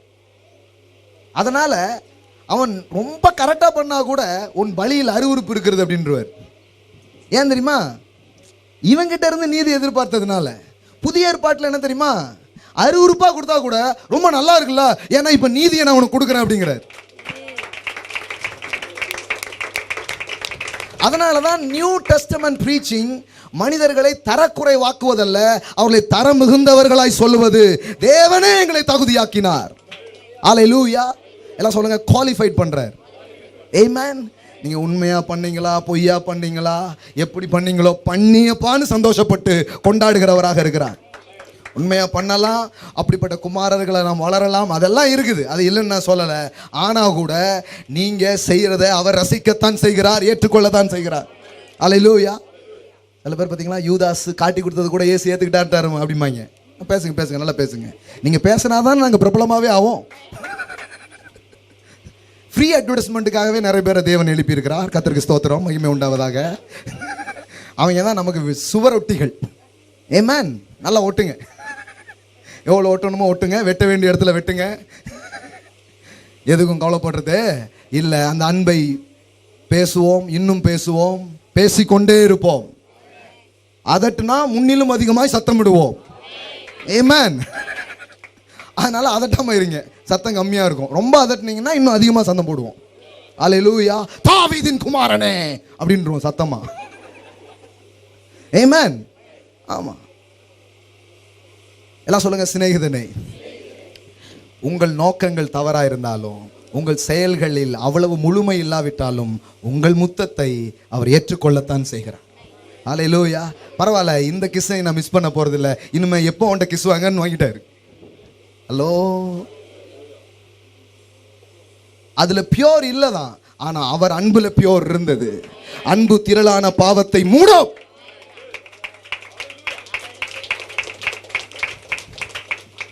யூதாஸின் குறையை விட கிறிஸ்துவின் நிறைவு பெரியதா இருந்தது. அவர் நிறைவில் அந்த குறைவை அழினதினாலே அந்த குறைவும் நிறைவானது என்று நான் உங்களுக்கு சொல்லுகிறேன். மறுபடியும் சொல்றேன், காலையில பரிசுத்த ஆவியானவர் சில வெளிப்பாட்டை அவர் உங்களுக்கு தந்து கொண்டிருக்கிறார். அல்லேலூயா. எஸ். உங்கள்கிட்ட குறைவு இருக்குது, ஆனா சபை என்ன பண்ண, உன் ஜெபம் பத்தாது, உபவாசம் பத்தாது அப்படின்ட்டாங்க. பத்தாதா? கவர்மெண்ட் ஆபீஸ்ல சொல்ற மாதிரியே சொல்றீங்களே. எவ்வளவுதான் ஃபைல் வச்சாலும் ரிஜெக்ட் ரிஜெக்ட் ரிஜெக்ட்ங்கீங்களே, கெஜெட் அப்படிங்கீங்க. இல்லைன்னா ஃபைல் இல்லை, முக்கியமான பேப்பர்லேயேங்க. முக்கியமான ஒன்றும் இல்லை, காந்தியை காண விரும்புகிறேன், நீ வைத்த ஃபைல் அது இல்லையாப்பா அப்படிங்காங்க. அதுக்கு தான் கெஜெட் கிஜெட்டும்பாங்க எல்லாது.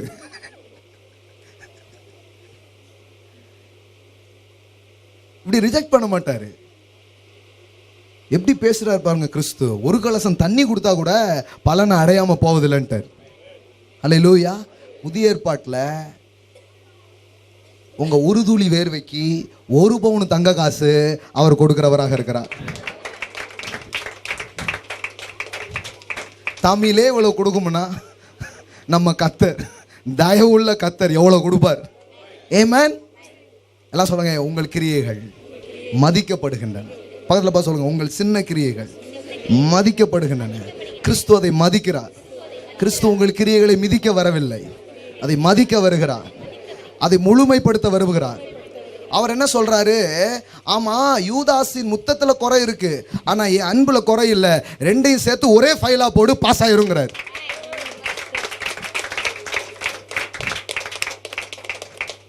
நம்ம ஏன் ஃபெயில் ஆகுதுன்னா தனியா போடுறதுனால. அதனாலதான் என்ன ஆகுது, எல்லாம் ரிஜெக்ட் ஆகுது. நான் சொல்றேன், இதோட சேர்த்து போடுங்க, அங்க எல்லாமே முழுசா மாறும். பூரண அன்பு, பூரணமான அன்பு. அன்பு திரளான பாவங்களை மூடும். எல்லாம் சொல்லுங்க, பாவங்களை மூடுவதுதான் அன்பா இருக்கிறது, பாவங்களை காட்டி கொடுப்பது அல்ல. யூதாஸை டிஸ்குவாலிஃபைட் பண்றதுனா நீங்க என்ன பைபிள் படிச்சீங்கன்னு உங்களை கேட்க விரும்புகிறேன். யூதாஸை அவர் டிஸ்குவாலிஃபைட் பண்ணல. ஏன் பேதுருவையும் டிஸ்குவாலிஃபைட் பண்ணல.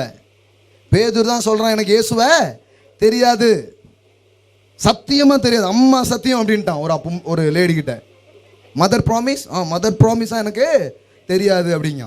நான் அவரை அறியேன் அப்படின்ட்டான். இவ்வளோ பேசிட்டான் பேதுரு. ஆனா எங்கேயாவது அவனை டிஸ்குவாலிஃபைட் பண்ணாரா? என் சகோதரர்களுக்கு போய் சொல்லுங்கள் என்று உயிர்த்தெழுந்த போது சொன்ன கிறிஸ்து குறிப்பாய் சொன்னார், பேதுருவிடத்திலும் போய் சொல்லுங்கள்னார். ஏன்னா அந்த பேதுருவை நான் நேசிக்கிறேங்கிறது அந்த பேதுருக்கு தெரியட்டும். அவன்தான் சபைக்கு தலைவன். நான் முன் குறித்து விட்டேன், நான் தீர்மானித்து விட்டேன். அழைத்த அழைப்பும் கிருபை வரங்களும் மாறாததா இருக்கிறது. அவன் தன்னை சீடனா கூட என்ன தகுதி இல்லாதவனாக நினைத்து கொண்டிருக்கும் போது அவங்கிட்ட போய் இயேசு பேசுறாரு, நீ என் நாடுகளை மேய்ப்பாயாங்கிறார். என்ன ஆண்டவரே என்கிட்டே சொல்றீங்க? நான் சீசனுக்கே லாய்க்கு கிடையாதுன்னு நினைச்சேன். ஆனா நீங்க சபையின் ஆடுகளை மேய்க்கிற மெய்ப்பனா தலைவனா என்ன பாக்குறீங்களா? நீ மீன் நாற்றங்களில் அமர்ந்த போதே நான் உன்னை அப்படித்தான் பார்த்தேன், இன்றும் அப்படித்தான் பார்ப்பேன், என்றும் அப்படித்தான் பார்ப்பேன். அவர்தான் கிறிஸ்து. மாறாதவர், மாறாதவர், மாறாதவர். உங்களில் மாற்றம் ஏற்படும் பொழுதும் அவரில் மாற்றம் ஏற்படுகிறது இல்லை. அதனாலதான் ஒரே லைன்ல யோவான் சொல்றார், இவ்வளோ பேசுறீங்களா பிரதர், இது ஏதாவது வசனத்துல காட்ட முடியுமானா காட்டுறேன், உங்க விசனத்துக்கு பதில் சொல்றேன். I will show you. அதுக்கு தானே நான் இங்க இருக்கிறேன். ஒன்றை மட்டும் உங்களுக்கு காட்டி கொடுக்க விரும்புகிறேன் அப்படின்னா எல்லாத்தையும் காட்டி கொடுத்துட்டு போயிட்டாங்க. யோவான் சுவிசேஷம்,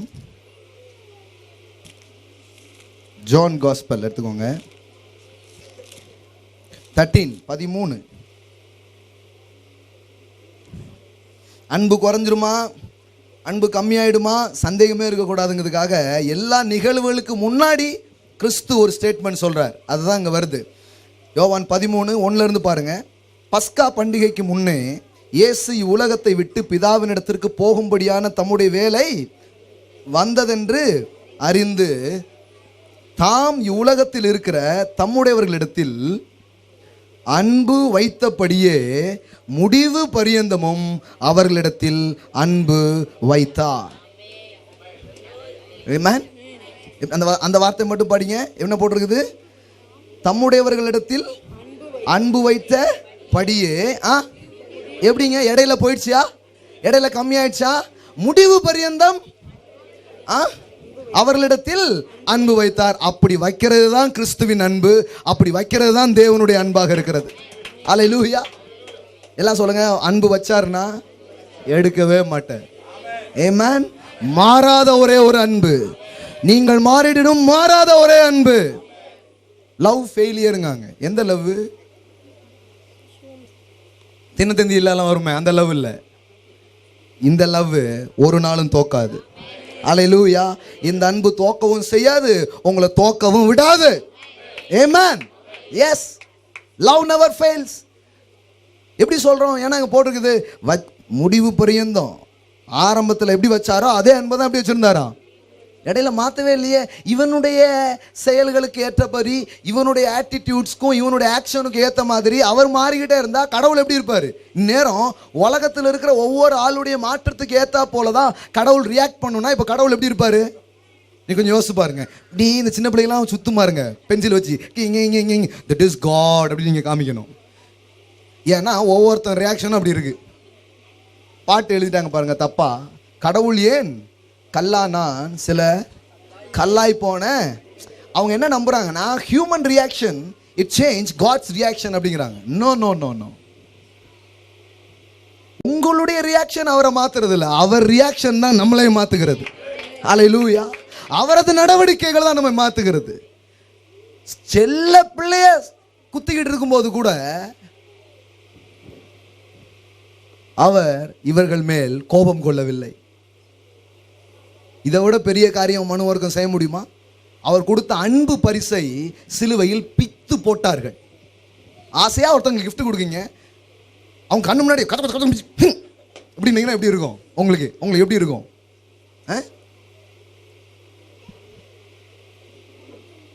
அதை தான் சிலுவையில் மனுவர்க்கம் பண்ணிட்டு இருந்தது. தேவன் கொடுத்த பரிசை பீத்து கொண்டிருந்தார்கள். ஆனால் வேதம் சொல்லுகிறது God so loved the world. இவ்வளவாய் தேவன் உலகத்தில் அன்பு கூர்ந்தார்.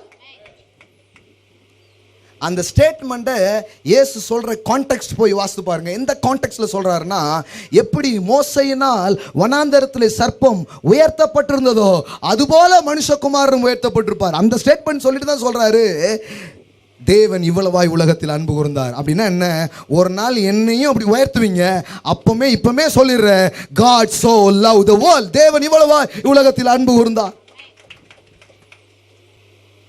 எல்லாம் சொல்லுங்க சிநேகிதனே. அதில் பார்த்து அவங்கள பார்த்து சொல்லுங்க ஃப்ரெண்ட். இயேசு உங்களை பார்த்து சொல்றாரு ஃப்ரெண்ட், நண்பனேன்னு சொல்றாரு. உங்களுக்கு அப்படி சொல்லும்போது ஒரு மாதிரி ஆகலாம். I am not worthy, Lord. I am not worthy for your friendship. I am not worthy for your grace. I am not worthy for your love, your kindness, your goodness.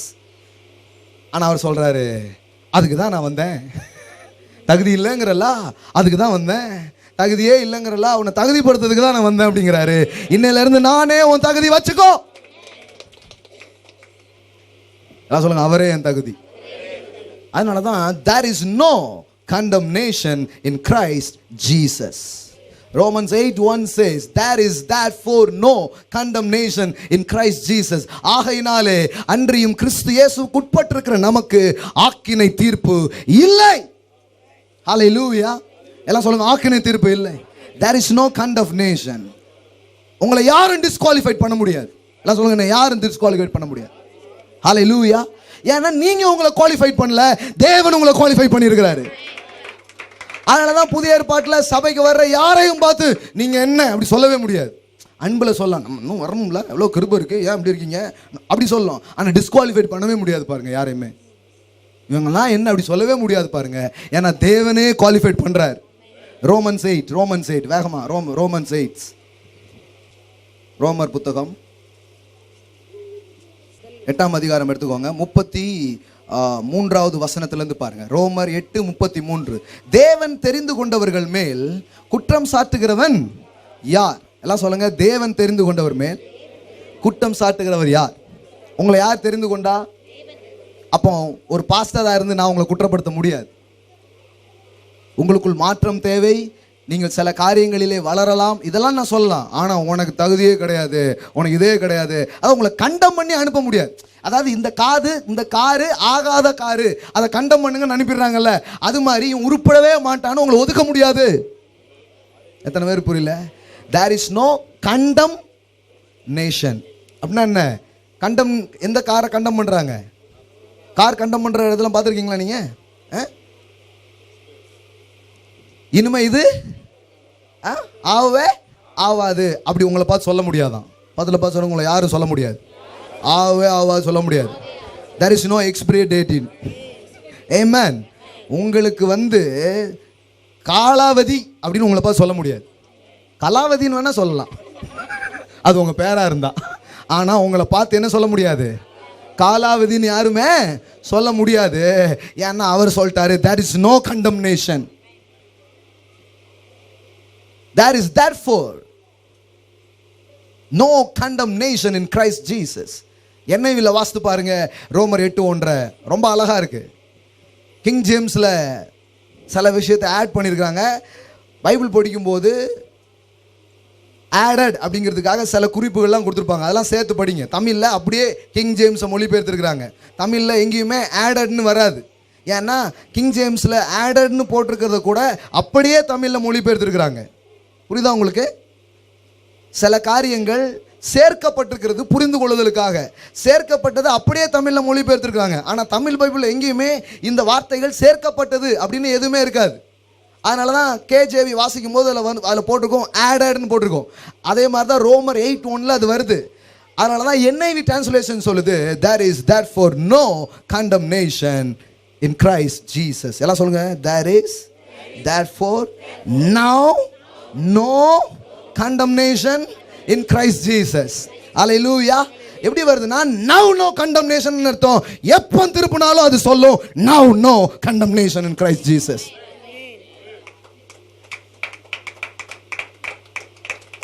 பரவாயில்ல, இன்னைக்கு புரியாட்டனாலும் இன்னொரு நாளாவது உங்களுக்கு புரியும். நான் சொல்ல வேண்டியதெல்லாம் சொல்லிடுறேன். இந்த நியூஸ் சேனலில் ஆர்கியூ பண்ண வந்தாலே சொல்லுவாங்க, ஒன்றை பதிவு செய்ய விரும்புகிறேன்பாங்க. எல்லா வார்த்தையும் அப்படி தான் சொல்லுவாங்க, ஏன்னே தெரில. ஒன்றை மட்டும் பதிவு செய்ய விரும்புகிறேங்கிறாங்க, நானும் பதிவு பண்ணிடுறேன். அப்படின்னா அது எவ்வளோ பெரிய ஆழமான காரியம் தெரியுமா உங்களுக்கு? எல்லாம் சொல்லுங்க, now no condemnation.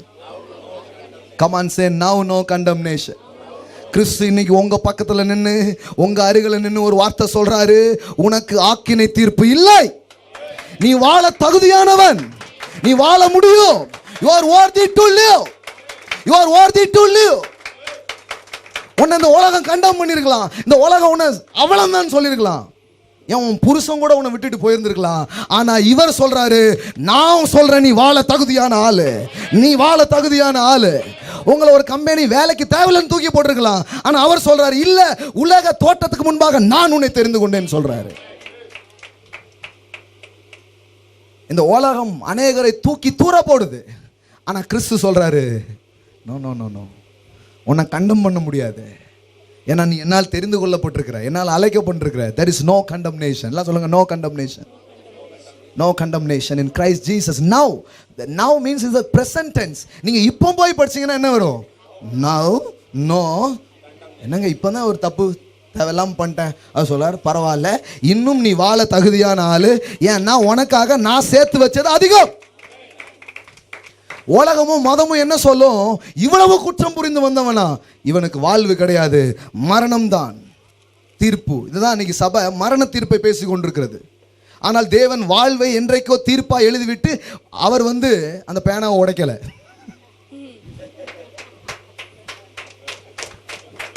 ஒரு 100 புக்காவது கொடுத்து கொஞ்சம் படிச்சுட்டு வாங்க, நான் பேசுறதை கேட்கன்னு சொல்லணும்னு நினைக்கிறேன். ஹலோ, நீதிபதிகள் தீர்ப்பு எழுதும்போது என்ன பண்ணுவாங்க? மரண தண்டனை தீர்ப்பு எழுதும்போது என்ன பண்ணுவாங்க? இனி ஒரு நாளும் இந்த மாதிரி தீர்ப்பை எழுதக்கூட என்ன பண்ணிடுவாங்க? அது ஒரு sentimental, it's not idiot, it's a good. அதை என்ன பண்ணுறாங்க? இந்த நிப்பில் உடச்சிடுவாங்க. ஏன்? இனிமே இந்த மாதிரி எழுதக்கூடாது அப்படின்ட்டு. பாருங்க, ஒரு நீதிபதி குற்றத்தை மட்டுமே சொல்ற நீதிபதி உடைச்சிடுறாரு. ஆனா அவரு என் குமாரனே கொடுத்துட்டேன், நான் உடைக்கவே மாட்டேன், நான் ஜீவன் ஜீவன் ஜீவன் ஜீவன் ஜீவன் என்று எழுதி கொண்டே இருப்பேன், எழுதி கொண்டே இருப்பேன். அதெல்லாம் சொல்லிட்டாரு, உயிரோடு இருக்கிற நாளெல்லாம் நன்மையும் கிருபையும் உன்னை தொடரும் அப்படின்ட்டு. நீ வாழ்ந்துதான் ஆகணும். ஆமென். அவர் இப்படி இருக்கிறாரு. யார் உன் வாழ்வை கெடுத்துறான்னு பார்க்கலாம். ஒரு மனுஷன் நினைச்சு உன்னை வேண்டான்னு தூக்கி போட்டா நீ வேண்டாதவளை யாருவியா? ஆக முடியாது. மூளைக்கு ஆகாதென்று தள்ளப்பட்ட கல்லை தலைக்கல்லாக்குவேன். அதனாலதான் ரிஜெக்டட் ஃபீலிங்ல இருந்து நீங்க வெளியே வர முடியும். இதை புரிஞ்சுக்கும் போது, நான் தள்ளப்பட்ட ஒதுக்கப்பட்டுட்டேன். ஏங்க, ஒரு ஆளுக்கு நீங்க அழகா இல்லாதனால நீங்க அழகே இல்லாத ஆள் கிடையாதுங்க. அவள் என்னை வேண்டாம் என்று சொல்லிவிட்டால், காதலனுக்கு அடுத்த நாள் இந்த செய்தியை போடுங்கப்பா அப்லோட் பண்றவங்க. அவள் அல்ல உன்னை உண்டாக்கினவர், அவர். அவர் சொல்றாரு, நீ என் பார்வையில் அருமையானபடியினால் கனம் பெற்றாய், நான் உன்னை சிநேகித்தேன் என்று சொல்லுகிறார். நான் உன்னை சிநேகித்தேன் என்று சொல்லுகிறார். நானும் உன்னை நேசித்தேன் என்று சொல்லுகிறார். எல்லாம் சொல்லுங்க, நோ கண்டம்னேஷன். யாருமே வாழ தகுதி இல்லைன்னு சொல்ல முடியாது. யாருமே உங்களை தகுதி இறக்கம் பண்ண முடியாது. எல்லாம் சொல்லுங்க, யாரும் என்ன தகுதி இறக்கம் பண்ண முடியாது. கம்பெனியில் உங்களை டிஸ்குவாலிஃபை பண்ணியிருக்கலாம், வாழ்க்கையில் உங்களை யாரும் டிஸ்குவாலிஃபை பண்ண அவர் விட மாட்டார். ஆமென். இவள் சாக வேண்டும் அப்படின்னு சொன்னாங்க. கல்லை தூக்கிட்டு இருந்த அன்றைக்கு யூத மத தலைவர்கள், இவள் சாக வேண்டும், இவள் சாவுக்கு பாத்திரல் என்று கல்லை தூக்கிட்டு நின்னாங்க. கிறிஸ்துவண்டை நின்றுட்டு இருந்தாங்க. விபச்சாரத்தில் கையும் களவுமாய் அவள் பிடிக்கப்பட்டால் ஆகால் இவள் சாக வேண்டும். நீ பிடிக்கப்படல, அதனால வாழ்ந்துட்டு இருக்க. ஹலோ, நீ பிடிக்கப்படல, நீ அம்பிடல, இவ்வளவுதான். ஆனா இவன் என்ன பண்ணிருக்கிறா? அம்பிட்டதுனால இவன் மேல என்ன பண்ண போற? கல்லை தூக்கி போட போற. அண்ணா நீ உட்கார்ந்து எழுதிட்டே இருந்தார் பாருங்க. கீழே பல விளக்கங்கள் சொல்றாங்க. சிலர் என்ன சொல்றாங்கன்னா, எல்லா விளக்கமுமே நல்லா இருக்கு, அதனால நான் ஏத்துக்கிறேன். இவெல்லாம் ஒத்துக்க மாட்டான்னு ஒவ்வொருத்தனுடையதான் எழுதிட்டாரு. நேத்தைக்கு நீ அப்படின்னு கல்லு கீழே போகுது, வேண்டாம். அந்த ஜன்னல் பக்கத்தில் வேண்டாம், செல்போனை வேண்டாம், போட்டு கிளம்பிட்டான், நோ நோ அப்படின்ட்டான்.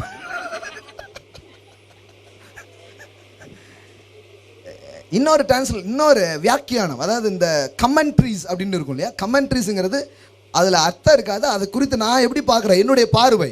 நம்மளும் ஒரு கமெண்ட்ரி கொண்டு வரலாம், பாலசேகர் கமெண்ட்ரிஸ் அப்படின்னு ஒன்று கொண்டு வருவோம். ஆமென். நான் இதை எப்படி பார்க்குறேன் அப்படிங்கிறதுக்கானது.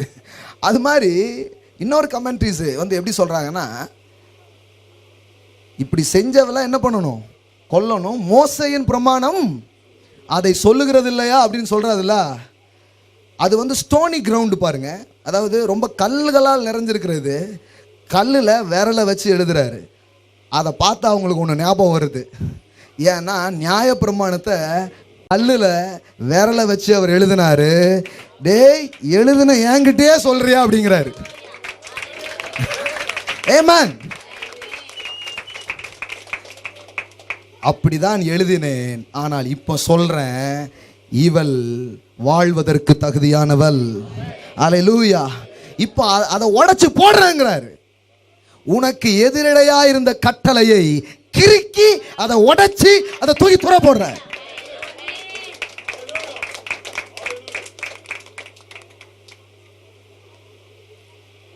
நீ சாகணும்னு நியாயப்பிரமாணம் சொல்லுச்சுன்னா உன்னை வாழ வைக்கணுங்கிறதுக்காக நியாயப்பிரமாணத்தை கூட தூக்கி தூரப்படுவேங்கிறார். ஐயோ what a love my friend.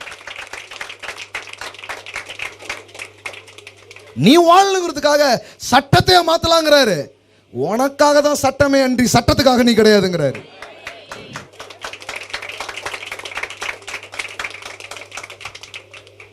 புரியல. இது நிறைய பேருக்கு இந்த வெளிப்பாடு வரல பாருங்க. அதனாலதான் குத்திக்கிட்டு இருக்காங்க மக்களை. The law condemns. எழுத்து கொல்லும். அதனாலதான் எழுத்தை தூக்கி தூர போடுறாரு. ஹலோ, கிறுக்கினார்னு போட்டிருக்குது கொலோசைய. ஐயோ இதே முடிக்கல. கொலோசையர்ல இருக்கா? என்ன இருக்குது பாருங்க. இவர் எப்படி இப்படி சொல்லலாம்? நியாயப்பிரமாணத்தை தூக்கி தூர போட்டாரு இப்படிலாம் சொல்லலாமா? It's a holy. உனக்கு உதவாதது என்னடா ஹோலிங்கிறார் அவரு. ஸோ ஆண்டவரே இவர்களுக்கு மன்னியும், இரக்கமாயிரும் கர்த்தாவே. கொலோசையர் வாசிங்க எல்லாம் சொல்லுங்க. நமக்கு எதிரடையாகவும் கட்டளைகளால் நமக்கு விரோதமாகவும் இருந்த எல்லாம் சொல்லுங்க. கையெழுத்தை குலைத்து அது நடுவில் இராதபடி அதை எடுத்து சிலுவையின் மேல் ஆணி அடித்து. ஆமென். ஹல்லேலூயா. என்ன பண்ணிருக்கிறாரு பாருங்க. கடவுள் உங்க பிரமாணம் இல்லைங்க, பிரமாணத்தெல்லாம் விட அவர் உங்களை நேசிக்கிறார். What a love, what a love, what a love. உங்கள் வாழ்வை அவ்வளவாய் விரும்புகிற தேவன். பிரமாணம் நல்லதுதான். law is good. பார்த்தீங்களா இப்போ என்ன இப்படி பேசுறாருமாங்க. ஓய்வு நாளில் என்ன தப்பு இருக்கு? ஆனால் உனக்கு உதவாத ஓய்வு நாள் தேவையில்லைன்ட்டார். மாடு மாடுக்கெல்லாம் தண்ணி காட்டுற, இவன் குடியில் கிடந்தா தூக்க மாட்டேக்க, என்ன ஓய்வு நாள் அப்படின்ட்டார். ஓய்வு நாளை கொடுத்தவர் தான் சொன்னார் அதை. அதனால தான் இவங்க தலைகால் புரியல. அண்டர்ஸ்டாண்டிங் புரியாமல் இருக்கிறாங்க. என்னைய அவர் தான் சொன்னார், இப்போ வேற மாதிரி சொல்றாரு. அப்போ உன்னை ஒரு அளவு உன்னை பாதுகாக்கிறதுக்காக அது தேவைப்பட்டது. இப்போ சொல்றாரு உனக்கே அது எதிராக மாறினதுக்கு அப்புறம் அது தேவையில்லைப்பா மகனே, அதை உடைச்சி தூக்கி நான் தூர போடுறேன், அதைத்தான் கல்வாரியில நான் செய்கிறேன் என்று சொல்லுகிறார். சாவணும்னு எழுதினோம்ல, நான் செத்துறேன் உனக்காண்டின்ட்டார். நான் சாவுறேன்ப்பா, ஒன்றும் மாற்ற வேண்டாம், நான் வேணா செத்துறேங்கிறாரு. அதனால தான் இயேசு சொன்னாரு, நியாயப்பிரமாணத்தை அழிக்க வரல, அதை நிறைவேற்ற வந்தேன். பாவம் செய்கிற ஆத்துமா சாகும் என்று எழுதியிருக்கிறபடி நான் சாகிறேன் உனக்காகன்னு.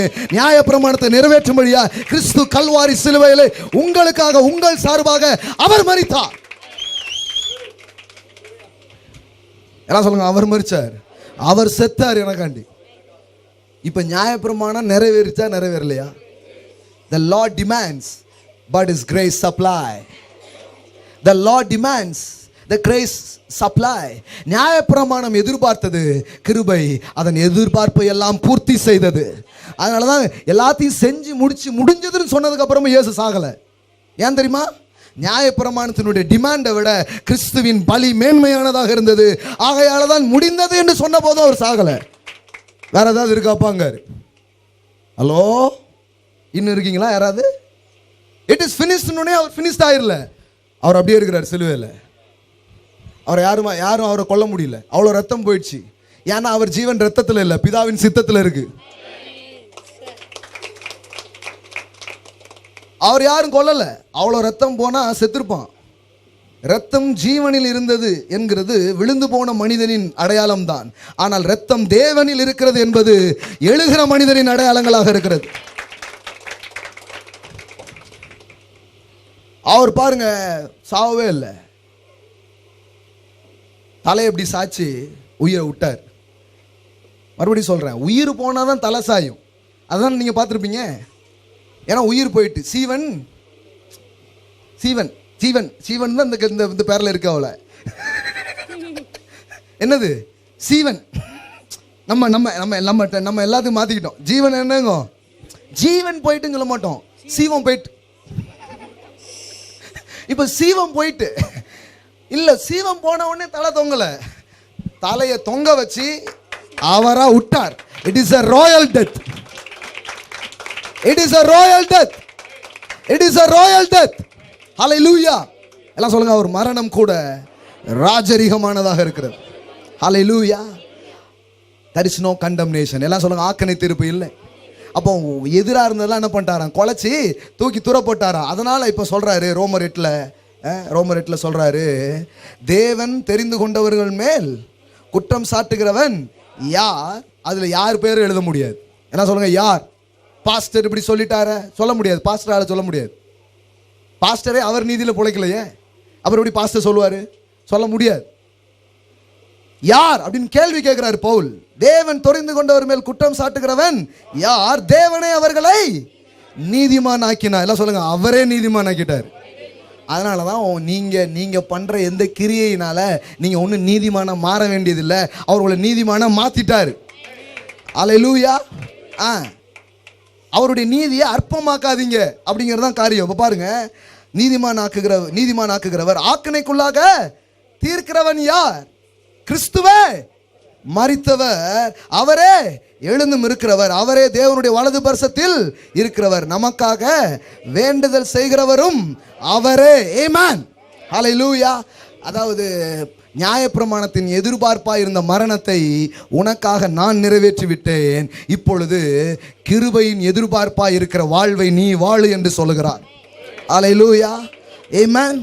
வாழ்வது மட்டுமல்ல, ஆழ்வதும் அவர் நமக்கு தரும் காரியங்களாக இருக்கிறது. ஹல்லேலூயா. எல்லாம் சொல்லுங்க, நான் வாழ்வேன், நான் ஆள்வேன். ஐயோ இன்னைக்கு முடியல, இன்னைக்கு இந்த ஈஸ்டர் இந்த குட் ஃப்ரைடே சண்டே ஃப்ரைடே மாதிரி பேசிட்டே இருக்கணும் போல இருக்குது. போன வாரம் தான் பிளான் பண்ணோம், இந்த வாரம் 1 மணிக்கு முடிக்கலாம் அப்படின்ட்டு. நம்ம ஒன்று நினைக்க எத்தனை பேர் நல்லதுன்னு நினைக்கிறீங்க? ஹல்லேலூயா. ஹல்லேலூயா. Praise God. கொஞ்சம் சீக்கிரமாக வாங்க, ஒரு 9:30 கூட வாங்க, இன்னும் கொஞ்சம் நிறைய பேசலாம், நிறைய கேட்க வேண்டியது இருக்கிறது. எல்லாம் சொல்லுங்க, அவர் என்னை ஆக்கினைக்குள்ளாக தீர்க்கிறதில்லை. அப்போ எதுக்கு ஒரு வார்த்தைக்கு தான் இவ்வளோ சொன்னேன்? யூதாசா சும்மா என்ன சொல்ல, சிநேகிதன் என்ன டிஸ்குவாலிஃபைடு வேர்டு கிடையாது. பரவாயில்ல, ஓ அன்பிலை குறை இருக்கிறது, ஆனால் என் அன்பில குறை இல்லைன்னு ஏற்றுக்கிட்டாரு.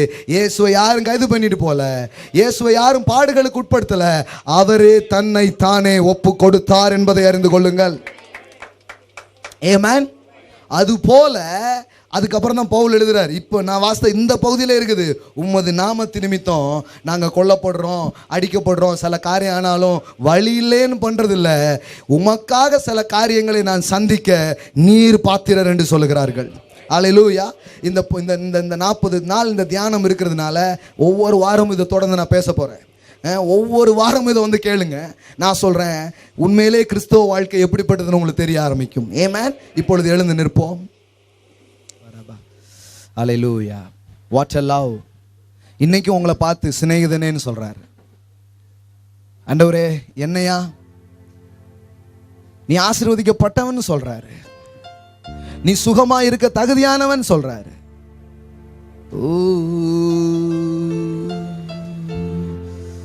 ராக்லமா சேக்லான்சாரமா ஷேகேந்தரே ஓராபா ஷாண்டுலி காரபா ஷென்டெலேபெரே. உனக்கு எதிராக ஒன்று இருக்குன்னா அதை நானும் எதிராகவே பார்க்கிறேன்னு சொல்லி எதிராக இருந்த கட்டளைகளை, கையெழுத்தை குலைத்து போட்டார். அதனால மனதார கிறிஸ்துவை நாம் தொழுது கொள்ளும்படியாய், நம் வாழ்வை அவருக்கு அர்ப்பணிக்கும்படியாய், அந்த கிறிஸ்துவை வாழ்விலே பெரிய பொக்கிஷங்களை பெற்றுக்கொள்ளும்படியாய் அவர் நம்மை அழைக்கிறார். சில நிமிஷம் அங்கெங்கெல்லாம் அலையாதீங்க. Let's pray. ஹல்லேலூயா. நன்றி இயேசுப்பா, நன்றி ஆண்டவரே.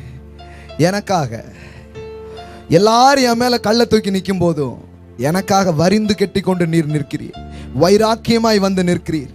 இவள் கொல்லப்பட வேண்டும், இவெல்லாம் ஏன் இருக்கிறா, இவன் ஏன் இருக்கிறான் என்று அநேகர் சொல்லி கொண்டிருக்கும் பொழுது, வேணும்னா உன் ஆசைக்காக நான் மரிக்கிறேன், என் பிள்ளை வாழட்டும் என்று சொல்லுகிறவ, நான் மரிக்கிறேன், நான் ஏற்றுக்கொள்கிறேன், அந்த கல்லை வேணா என் மேல எரிஞ்சுக்கோ, என் பிள்ளையை நான் மூடி கொள்ளுகிறேன் என்கிறார். பறந்து காட்கும் பச்சையை போல உங்களை அணைத்துக் கொள்ளுகிறார், உங்களை மூடி கொள்ளுகிறார்.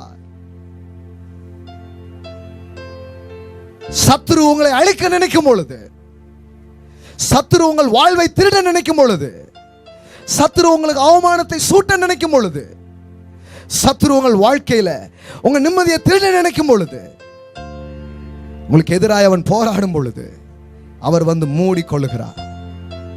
எஸ், நான் விட்டு கொடுக்க மாட்டேன், நான் விடவே மாட்டேன், அவள் என்னுடையவன், அவன் என்னுடையவன் என்று சொல்லுகிற தேவன். Thank you Lord. உடைய அன்பின் பிரசன்னம் ஒவ்வொரு இருதயங்களை நிரப்பட்டும், உடைய அன்பின் பிரசன்னம் ஒவ்வொரு உள்ளங்களுக்குள் நதியாய் பாயட்டும் என்று நான் சொல்லுகிறேன். இந்த கிறிஸ்துவின் பாடுகளை குறித்த இந்த தியானங்கள் அவருடைய வாழ்விலே சுகங்களையும் விடுதலைகளையும் வெற்றியையும் செழுமைகளையும் மதிப்புகளையும் கொண்டு வரட்டும் என்று நான் சொல்லுகிறேன். ஆண்டவர், உம்முடைய பாடுகள் அர்த்தமற்றதல்ல, அது எவ்வளவு அர்த்தமானது என்பது ஒவ்வொரு சரீரத்திலும், ஒவ்வொரு வாழ்விலும், ஒவ்வொரு சூழ்நிலைகளிலும் விளங்கட்டும் என்று நான் சொல்லுகிறேன். Thank you so much Father. Thank you so much for your love. நன்றி அப்பா. உள்ளங்களை கிறிஸ்துவுக்கு திறக்கலை என்றால் இந்த அன்புக்கு திறந்து கொடுங்கள்.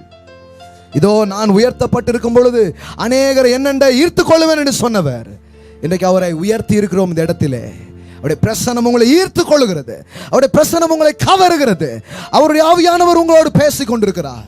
உள்ளங்களை திறந்து, இயேசுவே நீர் தான், இப்படிப்பட்ட ஒருவர் எனக்கு ஆண்டவராய் இருக்கட்டும், இப்படிப்பட்ட நீர் என் வாழ்வில் இரட்சகராய் இருப்பீராக, இப்படிப்பட்ட நீர் என் வாழ்வில் ஒளியாய் இருப்பீராக, இப்படிப்பட்ட நீர் என்னை ஆண்டு கொள்வீராக, நடத்துவீராக என்று சொல்லுங்கள். இன்று முதல் ஒரு புது ஜீவன் உங்களுக்குள் வரும், இன்று முதல் ஒரு புது வாழ்வு உங்களுக்கு வரும், ஒரு புதிய எதிர்காலம் உங்களுக்கு உண்டாகும். நன்றி அப்பா, நன்றி பரிசுத்த ஆவியானவரே, ஒவ்வொருடைய வாழ்வை தொடுவதற்காக நன்றி. எங்கள் ஆண்டவரும் இரட்சகருமாகிய இயேசு கிறிஸ்துவின் நாமத்தினால் பிதாவே, ஆமென், ஆமென், ஆமென், ஆமென், ஆமென், ஆமென், ஆமென். வாவ், வாவ், ஹalleluya, ஆமென். பேரை கேட்டாலே சும்மா அதிருது இல்ல? ஆமென், ஹalleluya. I am Jesus, hallelujah.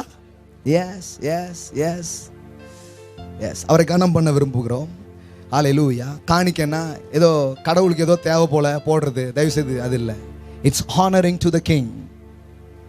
இந்த அன்பு புரிந்ததினால் தாங்கிட்ட இருந்ததை எண்ணி கொடுக்கல, தாங்கிட்ட இருந்ததை அளந்து பூசல, விலையேற பெற்றதை அவருக்கு முன்பாக வந்து உடைத்து ஊற்றினார்.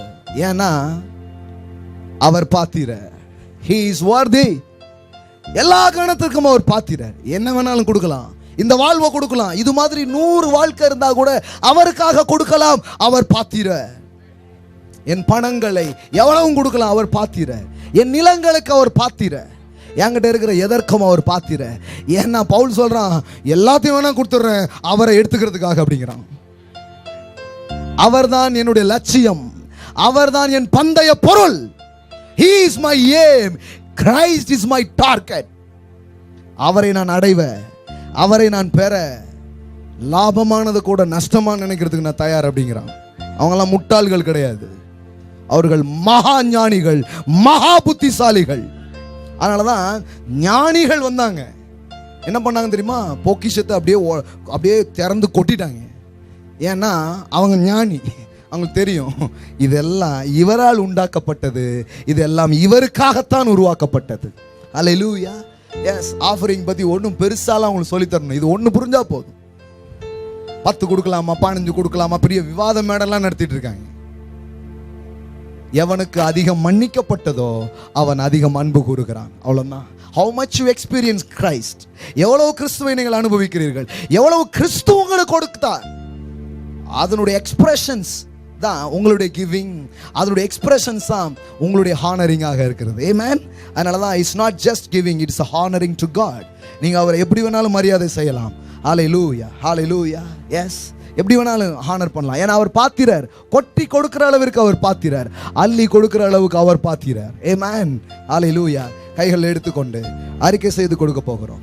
எல்லாம் சொல்லுங்க, என் செல்வத்துக்கு நீர் பாத்திரர், நீரே ஒப்பற்ற செல்வம், விலையேற பெற்ற உம்மை நான் பெற்றிருக்கிறேன். ஆகையால் உமது கரத்திலிருந்து வாங்கின பெற்றுக்கொண்ட இதை கொண்டு உம்மை கனம் பண்ணுகிறேன். நீர் பாத்திரர் என்று சொல்லுகிறேன், நீர் பாத்திரர் என்று சொல்லுகிறேன். ஆகையால் என்னிடம் இருக்கும் விலையேற பெற்றதை நான் உடைக்கிறேன், நான் கொடுக்கிறேன். நீர் பாத்திரர். ஆமென், ஹalleluya, praise God.